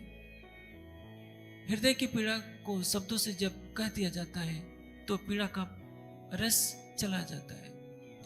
मिराज किसी से कहते नहीं है। तन छूटने के साथ सभी ने क्या समझ लिया कि हमारे राज्य तो परम धाम चले गए, क्योंकि श्री देवचंद जी ने तन छोड़ दिया। कोई ये नहीं सोचता कि सागर जब अपनी लहरों को नहीं छोड़ सकता तो प्रीतम अक्षरातीत इस माया के संसार में हमें अकेले कैसे छोड़ सकते हैं। किंतु परम धाम का ज्ञान तो था नहीं, इसलिए जो चर्चा सुनी होती है वो भूल जाया करती है। सभी भ्रम के शिकार हो गए। बालबाई सोचती थी कि यदि गादी पर बिहारी जी को बैठा दिया जाए, क्योंकि उनके पुत्र हैं, क्योंकि पिता की संपत्ति पर किसका अधिकार होता है? पुत्र का। यही सोचकर बालबाई जी ने सब सुंदर साथ को अपनी तरफ मिलाया और कहा कि गादी पर बैठाया जाए। मिराज तो भला क्यों विरोध करें, उन्होंने तो यही चाहा कि अच्छी बात है। सबसे आगे ईमान होकर बिहारी जी को गादी पर बैठाया। जो नहीं चाहते थे उनको भी कहा कि नहीं, इन्हें गादी पर बैठाया जाए।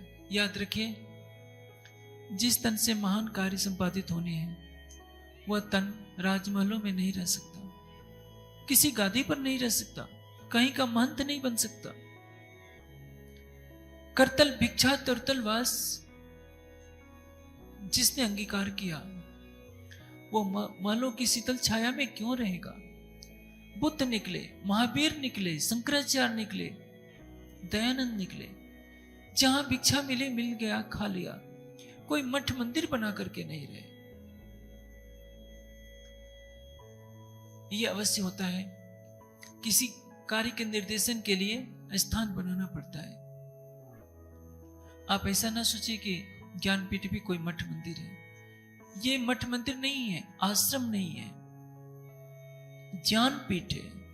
यहां ज्ञान की साधना होती है, भक्ति की साधना होती है। इसलिए मंदिर जो बना है लोक रीति को निभाने के लिए, उसमें केवल 8 लाख खर्चा किया गया। जो पुस्तकालय बना है उसमें 40 लाख का खर्चा किया गया। और जो ध्यान कक्ष बनाया है जिसमें 24 कक्ष हैं, उसमें 16 लाख खर्चा किया गया। किस लिए? कि जब तक ये धरती रहेगी, जब तक यहां मानव का वास रहेगा, लक्ष्य यही है कि ज्ञान का प्रकाश चलता रहे। पुस्तकालय को तोड़कर कोई इसमें गद्दे तो रखेगा नहीं। ध्यान कक्ष किसी और काम में नहीं आना है। जब काम में आएगा तो केवल ध्यान कक्ष के ही काम में आएगा। उसमें ध्यान कक्ष में ध्यान के सिवा कोई दूसरा काम ही नहीं हो सकता। यही सोचकर ज्ञानपीठ का निर्माण किया गया है। यह ज्ञानपीठ किसी व्यक्ति का नहीं है, राजन स्वामी का नहीं है। मेरे नाम से तो एक दिन का भी ज्ञानपीठ करना था, न है और न कभी होगा। मैं तो भोजन भी वही करता हूं जो बिना मांगे कोई ला देता है। इस ज्ञानपीठ में तो मैं ये भी अधिकार नहीं रखता कि मेरे लिए ये भोजन लाया जाए, मेरे लिए ये सामान लाया जाए। जब चप्पल टूट जाती है तो जो देखभाल मेरी करते हैं वो ला देते हैं। मैं अपनी तरफ से नहीं कहता कि मेरे लिए ऐसी चप्पल चाहिए, मेरे लिए ऐसा वस्त्र चाहिए, क्योंकि मैं जानता हूं कि ये मेरा नहीं है। ये तो वाणी के प्रचार के लिए ज्ञानपीठ स्थापित किया गया है, अन्यथा मेरा निवास तो बुद्ध की तरह वृक्षों के नीचे होता। मैं अपने जीवन में कोई कुटिया भी नहीं बनाना चाहता था, लेकिन एक मिशन के लिए यदि न बनाया जाए तो शिक्षा दीक्षा कहां दी जाए, आने वाले पीढ़ी को कहां से तैयार किया जाए। अब वो गांगजी भाई का स्थान एक तृष्णा का स्थान बन चुका है, क्योंकि गादी पर बैठेंगे सब लोग आकर मत्था टेकेंगे, चढ़ावा चढ़ाएंगे। अच्छा खाने पीने क्यों मिलेगा, इसलिए तो बिहारी जी के अंदर बैठ है। जब किसी व्यक्ति को गादी पर बैठाया जाता है तो हजारों लोग दंडवत प्रणाम करते हैं, आरतियां उतारते हैं। जिसमें विवेक नहीं होगा वही तो इन चीजों के पीछे भागेगा। आप शंकराचार्य के गादी पर बैठ जाइए, कोई इसी मंडलेश्वर की गादी पर बैठ जाइए, आप 50 लाख 60 लाख की गाड़ियों में घूमेंगे, हजारों लोग दंडवत प्रणाम करेंगे, जय जयकारा लगाएंगे। सामान्य व्यक्ति को क्या चाहिए? यही तो चाहिए।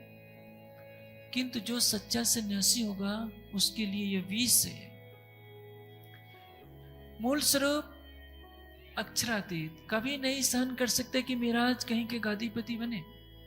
गादीपति बन जाते तो वाणी का अवतरण कैसे होता? सारे देश को परम धाम की तरफ ले चलना है, महाराज को तो पैदल ही चलना होगा। महाराज को वनों में भटकना होगा, एक एक आत्मा को जगाने के लिए भटकना होगा। इसलिए ऐसी लीला रचाई गई है। एक तरफ बिहारी जी है, अज्ञानता के पोषक, अंधकार के पोषक, और एक तरफ महाराज है जो किसी भी स्थिति में गादी पर बैठने के लिए तैयार नहीं है। अब बिहारी जी क्या करेंगे? देखते हैं कि महाराज का प्रभाव बढ़ता जा रहा है। महाराज सोचते हैं कि सबको ज्ञान चर्चा सुनाई जाए, और बिहारी जी को तो कुछ पता है नहीं, बिहारी जी क्या करें। एक कहावत कही जाती है, मूर्खाणाम बलम मौनो। जब ज्ञान नहीं है तो मौनी बाबा बन गए, क्योंकि ज्ञान सुनाना पड़ेगा तो ज्ञान ग्रहण के लिए परिश्रम करना पड़ेगा। इसलिए जानते हैं, एक नियम बना देते हैं महंत लोग कि आप हमसे कोई भी प्रश्न नहीं कर सकते। क्यों? क्योंकि हम गादीपति हैं। अध्ययन की प्रवृत्ति नहीं है, ध्यान की प्रवृत्ति नहीं है, और यही चीज पूरे आध्यात्मिक जगत को विनाश की तरफ ले जा रही है। प्राचीन काल में धर्म के सर्वोच्च सिंहासन पर किसको बैठाया जाता था? जो सबसे अधिक ज्ञानवान हो, सबसे अधिक वैराग्यवान हो, सबसे अधिक भक्ति भाव में डूबा हो और हृदय से निर्विकार हो। आज गादी पर कौन बैठता है? जिसको ट्रस्टी बैठाना चाहे, जिसके समर्थन में लोग खड़े हो जाए, वो गादी पर बैठ जाता है। बालबाई समर्थन में बिहारी जी के खड़ी होती है, बिहारी जी को बैठा दिया जाता है। अब सोचते हैं कि ये मिराज जो प्रतिदिन चर्चा सुनाते हैं, क्योंकि उनको चर्चा तो आती नहीं, कहीं का ईंट कहीं करोड़ा, भानुमति ने कुनबा जोड़ा, किससे कहानियां सुना देते हैं, किसी के हृदय को तृप्ति नहीं होती है। अब मिराज के मुख से अलौकिक ज्ञान का प्रकाश फूटने लगता है। तेहज वाणी ने तेहज चर्चा, प्रेम तड़ी रसाल। जैसी चर्चा उन्होंने श्री देवचंद जी के मुख से सुनी होती है, वैसी ही चर्चा उन्हें श्री मिराज के मुख से सुनने को मिलती है। अब मिराज के प्रभाव को देखकर बिहारी जी के मन में ईर्ष्या का अंकुर फूट उठता है कि गादी भले ही मैंने ले ली है, तो क्या सारे सुंदर साथ तो मिराज को चाहते हैं, मैं गादी पर बैठकर क्या करूं? यदि सुंदर साथ मेरे प्रति भाव रखे नहीं तो। बिहारी जी के पास ज्ञान नहीं है, भक्ति नहीं है, वैराग्य नहीं है, शील नहीं है, संतोष नहीं है, आध्यात्मिक गुण कोई नहीं। रक्त के संबंध से देवचंद जी का पुत्र होने से उनको गादीपति बना दिया गया। मिराज के मन में ऐसा होता है कि क्यों नहीं मैं सब सुंदर साथ को यही बुला लूं, दिन रात वाणी चर्चा चले। आप देखेंगे इसी में टकराव होता है।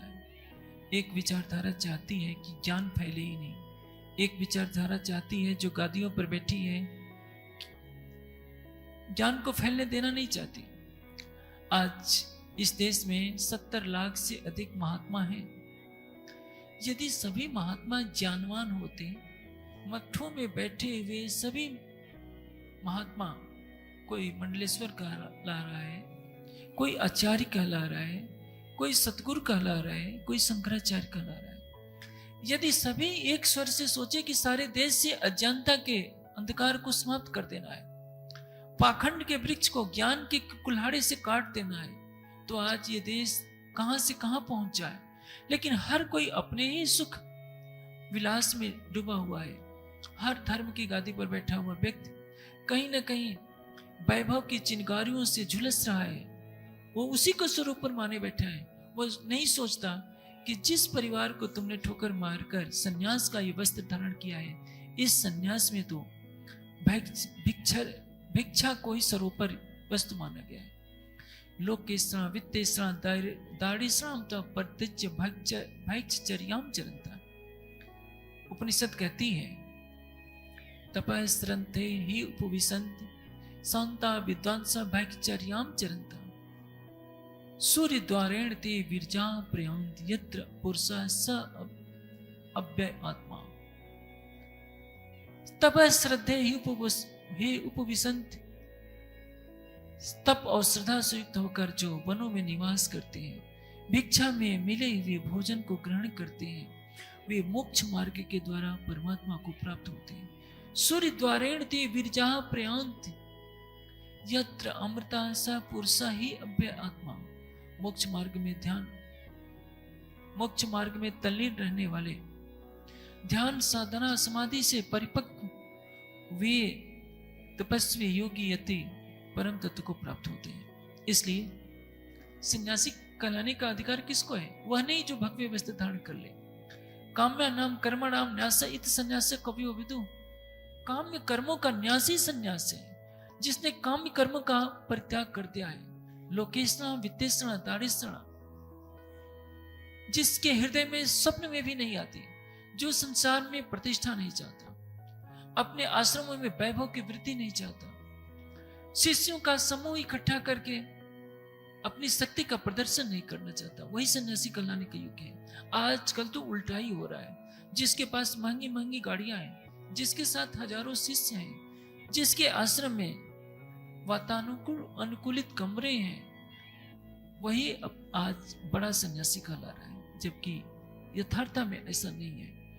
और कभी न कभी देखने को मिलता है कि ये तथाकथित स्वयंभू सन्यासी अपराध की दुनिया में भी आ जाते हैं, पर्दे के पीछे अपराध कराते हैं और कहीं न कहीं जेल की शिकचों में भी फंस जाते हैं। ऐसा सन्यासी जिसके आने पर चक्रवर्ती सम्राट खड़ा हो जाता था, आज कलयुग में वह सन्यासी कारागार की दीवारों में बैठने के लिए विवश है। आखिर क्यों? इसलिए कि सन्यास की मर्यादा ध्वस्त हो चुकी है, ज्ञान भक्ति वैराग्य सब तिरोहित हो चुका है। मिहिराज सुंदर साथ को ज्ञान चर्चा भी सुनाते हैं, चितवनी भी गिराते हैं और जामनगर राजा के मंत्री का सचिव पद ग्रहण कर लिए होते हैं। उसको निभाते भी हैं, जो वेतन मिलता है वही इकट्ठा करते हैं और उसी से सब सुंदर साथ के लिए सामग्री भी संग्रहित करते हैं, ताकि सब सुंदर साथ को यहीं रख लिया जाए, दिन रात ज्ञान चर्चा सुनाई जाए, किसी को घर जाने की आवश्यकता ही न पड़े। अब बिहारी जी एहसान नहीं कर सकते, उन्होंने चुगली करा दी जाम राजा के यहाँ कि मिहिराज ने इतना धन संग्रह कर लिया है, ये चोरी का धन तो नहीं है, क्योंकि जिसकी दृष्टि जैसी होती है दूसरे के बारे में वैसे ही सोचता है।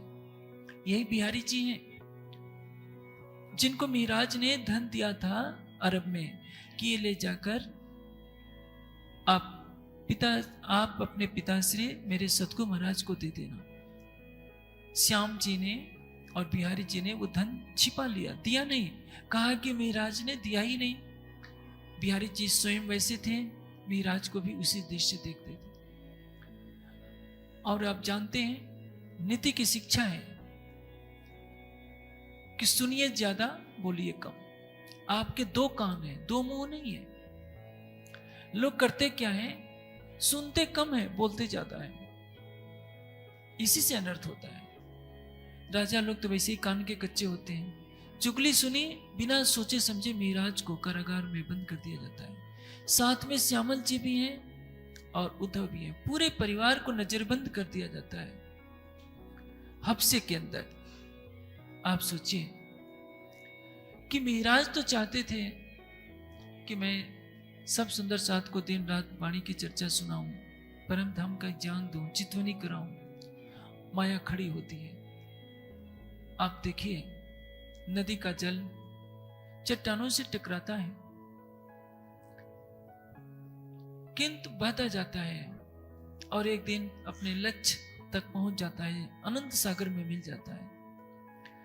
उसी तरह से अध्यात्म के मार्ग में चलने पर तरह तरह की बाधाएं आती हैं। उन बाधाओं से किसी को भी घबराना नहीं चाहिए, क्योंकि बाधाएं उनको शक्तिशाली बनाने के लिए आती हैं। धूप में लहलाता हुआ एक पौधा जो धूप को सहन करता है, शीत को सहन कर सकता है, वर्षा को सहन कर सकता है, यदि उसको छाया में रख दीजिए तो वो पौधा मुरझा जाएगा। कठिनाइयां आती हैं हमको महान बनाने के लिए। कठिनाइयों से घबराइए नहीं, दुखों से परेशान मत होइए। सर्वशक्तिमान परमात्मा के आपने चरण कमलों का आश्रय ले रखा है। आपका हृदय यदि परब्रह्म के प्रति समर्पित है तो ये बाधाएं थोड़ी समय में ही आएंगी, अवश्य चली जाएंगी। ये आई हैं आपको शक्तिशाली बनाने के लिए। पर्वत पर चढ़ते समय आपका पैर फिसलता है तो घबराने की क्या आवश्यकता है। याद रखिए, अपने कदम बढ़ाते जाइए, एक दिन अवश्य आएगा आप पर्वत के शिखर पर विराजमान होंगे। मिहिराज को विरह का ताप फूटता है कि जब मैं अरब में सतगुरु महाराज के निर्देश पर गया था तब भी मेरे ऊपर आरोप लगे थे कि मैंने धन की चोरी की है, और जिस धन से मैंने ये सारी सामग्री खरीदी है, यह सारी सामग्री तो सुंदर साथ की सेवा के लिए खरीदी गई है और पैसा मेरा है। मेरे वेतन का जो पैसा था वही पैसा इसमें लगा है। फिर भी यदि मुझे नजरबंद किया गया है तो मेरा कौन है। अब विरह में उनकी आंखों से आंसुओं की जलधारा फूटनी शुरू होती है। समय बीतता जाता है, आंसू भी सूख जाते हैं। आहें भरते भरते हर पल हर घड़ी उसी में मिहिराज रहते हैं। आ भी सुखी अंग में श्वास में छोड़े हुए संग, तब तुम पर्दा टाल के दियो मुहे अपनो। एक स्थिति ऐसी आती है, अब मिराज कारागार में माला का जप तो नहीं करेंगे। मिराज क्या करेंगे?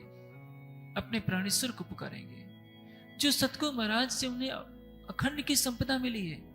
नख से सिख तक युगल स्वरूप की शोभा में डूबे हैं। हर पल दिख रहा है, आंखें बंद है, शरीर हड्डियों का ढांचा बन गया है, ऐसा लग रहा है हाड़ हुए सब लकड़ी सिर श्रीफल लगे। ऐसी स्थिति में विरह की भट्टी में तपते तपते स्थिति बन जाती है, प्रीतम को सामने आना पड़ता है। ऐसा लगा कि शरीर छूट गया। शरीर छूटा नहीं था, छूटने की स्थिति थी। आस भी सुख के अंग में, श्वास भी छोड़े उस संग। वैसे इस चौपाई का वास्तविक अर्थ देखें तो यही भाव निकलता है। श्वास भी छोड़े हो संग, आह के साथ जब प्रीतम के विरह की मात्रा अधिक होती है तो श्वास निकल जाती है। देखने में आता है जहां सच्चे प्रेमी होते हैं, एक के बिना दूसरा जी नहीं पाता। शशि और पूनू की यही कहानी है। एक दूसरे के विरह में दोनों ने तड़पते तड़पते प्राण छोड़ दिए। लैला और मजनू ने भी एक दूसरे के विरह में एक के सामने ही दूसरे ने प्राण छोड़ दिए। लव बर्ड्स भी ऐसे ही करते हैं, एक मरेगा दूसरा तुरंत प्राण छोड़ देगा। एक तो मनुष्य का हृदय कठोर है, पत्थर है, जो हड्डियों को चूसता है, मांस को पका करके चटकारे लेता है, कहता है कि बहुत मजा आ रहा है। वो रूखा दिल भला प्रीतम को क्या प्राप्त कर पाएगा? किंतु मनुष्य के पास बुद्धि है, उसने यदि तत्व ज्ञान ले लिया, विरह में अपने को डुबो दिया, तो अनंत ब्रह्मांडों के निर्माता परमात्मा को उसके सामने स्वयं चल करके आना पड़ता है, दर्शन देना पड़ता है, उसके हृदय में विराजमान होना पड़ता है। इसलिए विरह की भट्टी को जलाते रहिए, एक न एक दिन आपको मंजिल अवश्य मिलेगी, जो मिहराज ने पाई करके दिखाया है हम सबके लिए। अब उस हफ्से के कारागार में स्वयं प्रीतम युगल स्वरूप प्रकट होते हैं। दिल बैठे सुंदर रूप अनूप, युगल स्वरूप का दर्शन होता है। इंद्रावती आत्मा को निर्देश होता है कि मुझे तो इस तन से जागनी करनी है। इंद्रावती, तुम्हें अपने उस तन में वापस लौटना होगा। इंद्रावती की आत्मा अपने तन में प्रवेश करती है। युगल स्वरूप उस धाम हृदय में विराजमान होते हैं। वाणी का प्रवाह फूटता है, जिसको कहते हैं तारतम वाणी। रास प्रकाश सरस्वती की वाणी अवतरित होती है। कलश की 2 चौपाइयां अवतरित होती है। समय समय पर वाणी अवतरित होती रही। और यह ब्रह्मवाणी मनुष्य की अपनी बुद्धि के देन नहीं है, अपौरुषेय है। स्वयं पर ब्रह्म के आवेश ने इस वाणी को कहा है। वेदों का अवतरण अक्षर की ज्ञानधारा के रूप में होता है। अक्षर ब्रह्म की ज्ञानधारा सृष्टि के प्रारंभ में 4 ऋषियों अग्नि, वायु, आदित्य और अंगिरा के अंदर अवतरित होती है। उसी वेद की व्याख्या में 6 दर्शन बने, 6 अंग बने। 1127 शाखाओं में उन्हीं वेदों की व्याख्या है। वेद ज्ञान के समुद्र हैं। कुरान का ज्ञान अवतरित होता है, वही पर ब्रह्म की शक्ति मोहम्मद सल्लल्लाहु अलैहि वसल्लम के अंदर कुरान की आयतों को लेकर अवतरित होती है। महावीर स्वामी ने, गौतम बुद्ध ने, ईसा मसीह ने जो भी ध्यान साधना से अपनी आत्मा के हृदय में उस ज्ञान को आत्मसात किया।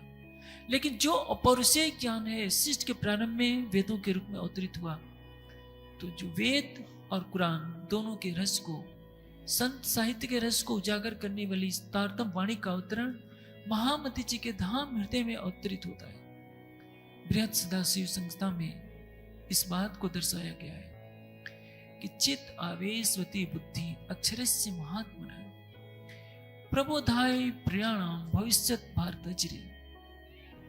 पर ब्रह्म के आवेश से युक्त अक्षर ब्रह्म की जागृत बुद्धि प्रकट होती। किसके लिए? परम धाम की आत्माओं को जागृत करने के लिए। और उस ज्ञान का जो भी रसपान कर लेगा, निश्चित है कि उसको परम धाम का मार्ग मिल जाएगा। वह जान जाएगा कहाँ है परमात्मा, कैसा है परमात्मा, कैसे हम उस परमात्मा को पाए। यह 18,758 चौपाइयां तारतम वाणी के रूप में संग्रहित है। 14 ग्रंथ इसके हैं। जैसे ऐसे लगता है एक ऐसा ज्ञान का पुष्प, अनंत ज्ञान का पुष्प जिसकी 14 पंखुड़ियां हो, हर पंखुड़ी से ऐसी सुगंध निकल रही है कि यदि यह सुगंध कहीं ना कहीं कमल की पंखुड़ियों में घिरी पड़ी है, जिस दिन यह सुगंध बाहर निकलेगी पसरसी पाव पल में 14 तरफों सब तरफ। यदि प्रत्येक ब्रह्मात्मा यह दृढ़ संकल्प कर ले कि हम इस ज्ञान को संसार में फैलाएंगे, तो इसकी सुगंध का करोड़वां अंश भी जिसके हृदय में चला जाएगा, निश्चित है कि वह जान जाएगा कि मैं लाखों जन्मों से कैसे भटक रहा था, नाना योनियों में मैं भटक रहा था। मैं नहीं जान पाया था कहाँ है परमात्मा, कैसा है परमात्मा, कैसे मैं उस प्रीतम को पाऊं, कैसे रिझाऊं। यह सारा ज्ञान सरल शब्दों में उसे वाणी दे देगी। यह वाणी हिंदू, मुस्लिम, क्रिश्चियन के सभी झगड़ों को मिटाएगी, हिंदुओं के 1000 संप्रदायों के झगड़ों को मिटाएगी। लेकिन आवश्यकता है निष्पक्षता की चादर ओढ़कर अपने विवेक चक्षुओं से इस वाणी के चिंतन की। जो इस ब्रह्मवाणी का चिंतन कर लेगा इतनी धन धन हो जाएगा और देह त्याग के पश्चात भी धन करेगा। इस ज्ञान को जो फैलाएगा वो निश्चित है कि संसार का सबसे भाग्यशाली व्यक्ति होगा, जो अंधकार में भटकते हुए संपूर्ण मानव समाज को ऐसा मार्ग दिखाएगा, ऐसा स्वर्णिम पथ दर्शाएगा जिस पर चलने वाला हर प्राणी सोचेगा कि यह मेरे जीवन का सबसे प्रसन्नता का दिन है कि मुझे परम धाम के अलौकिक ज्ञान का मार्ग मिला है। यदि संसार के सभी मतावलंबी अपने हृदय की संकीर्णता छोड़कर, सांप्रदायिक कट्टरता की आंधी में उड़ना छोड़कर ब्रह्मवाणी का अनुसरण करें, तो उन्हें लगेगा कि यह वाणी ऐसे चौराहे पर हमें खड़ी कर रही है जहां एक तरफ वेद पक्ष के रहस्य दिख रहे हैं, एक तरफ कदेव पक्ष के रहस्य दिख रहे हैं, एक तरफ अखंड परम धाम जगमगाता हुआ दिख रहा है, तो एक तरफ संत वाणी का साहित्य दिख रहा है। संसार के कोई भी ग्रंथ का रहस्य ऐसा नहीं है जो इस वाणी से सुलझाया न जा सके। इसलिए हमारा नैतिक उत्तरदायित्व है हम सत्य के सागर में गोते लगाने का प्रयास करें, इसकी अनमोल मूर्तियों को चुनें और उसे सारे संसार में फैलाएं।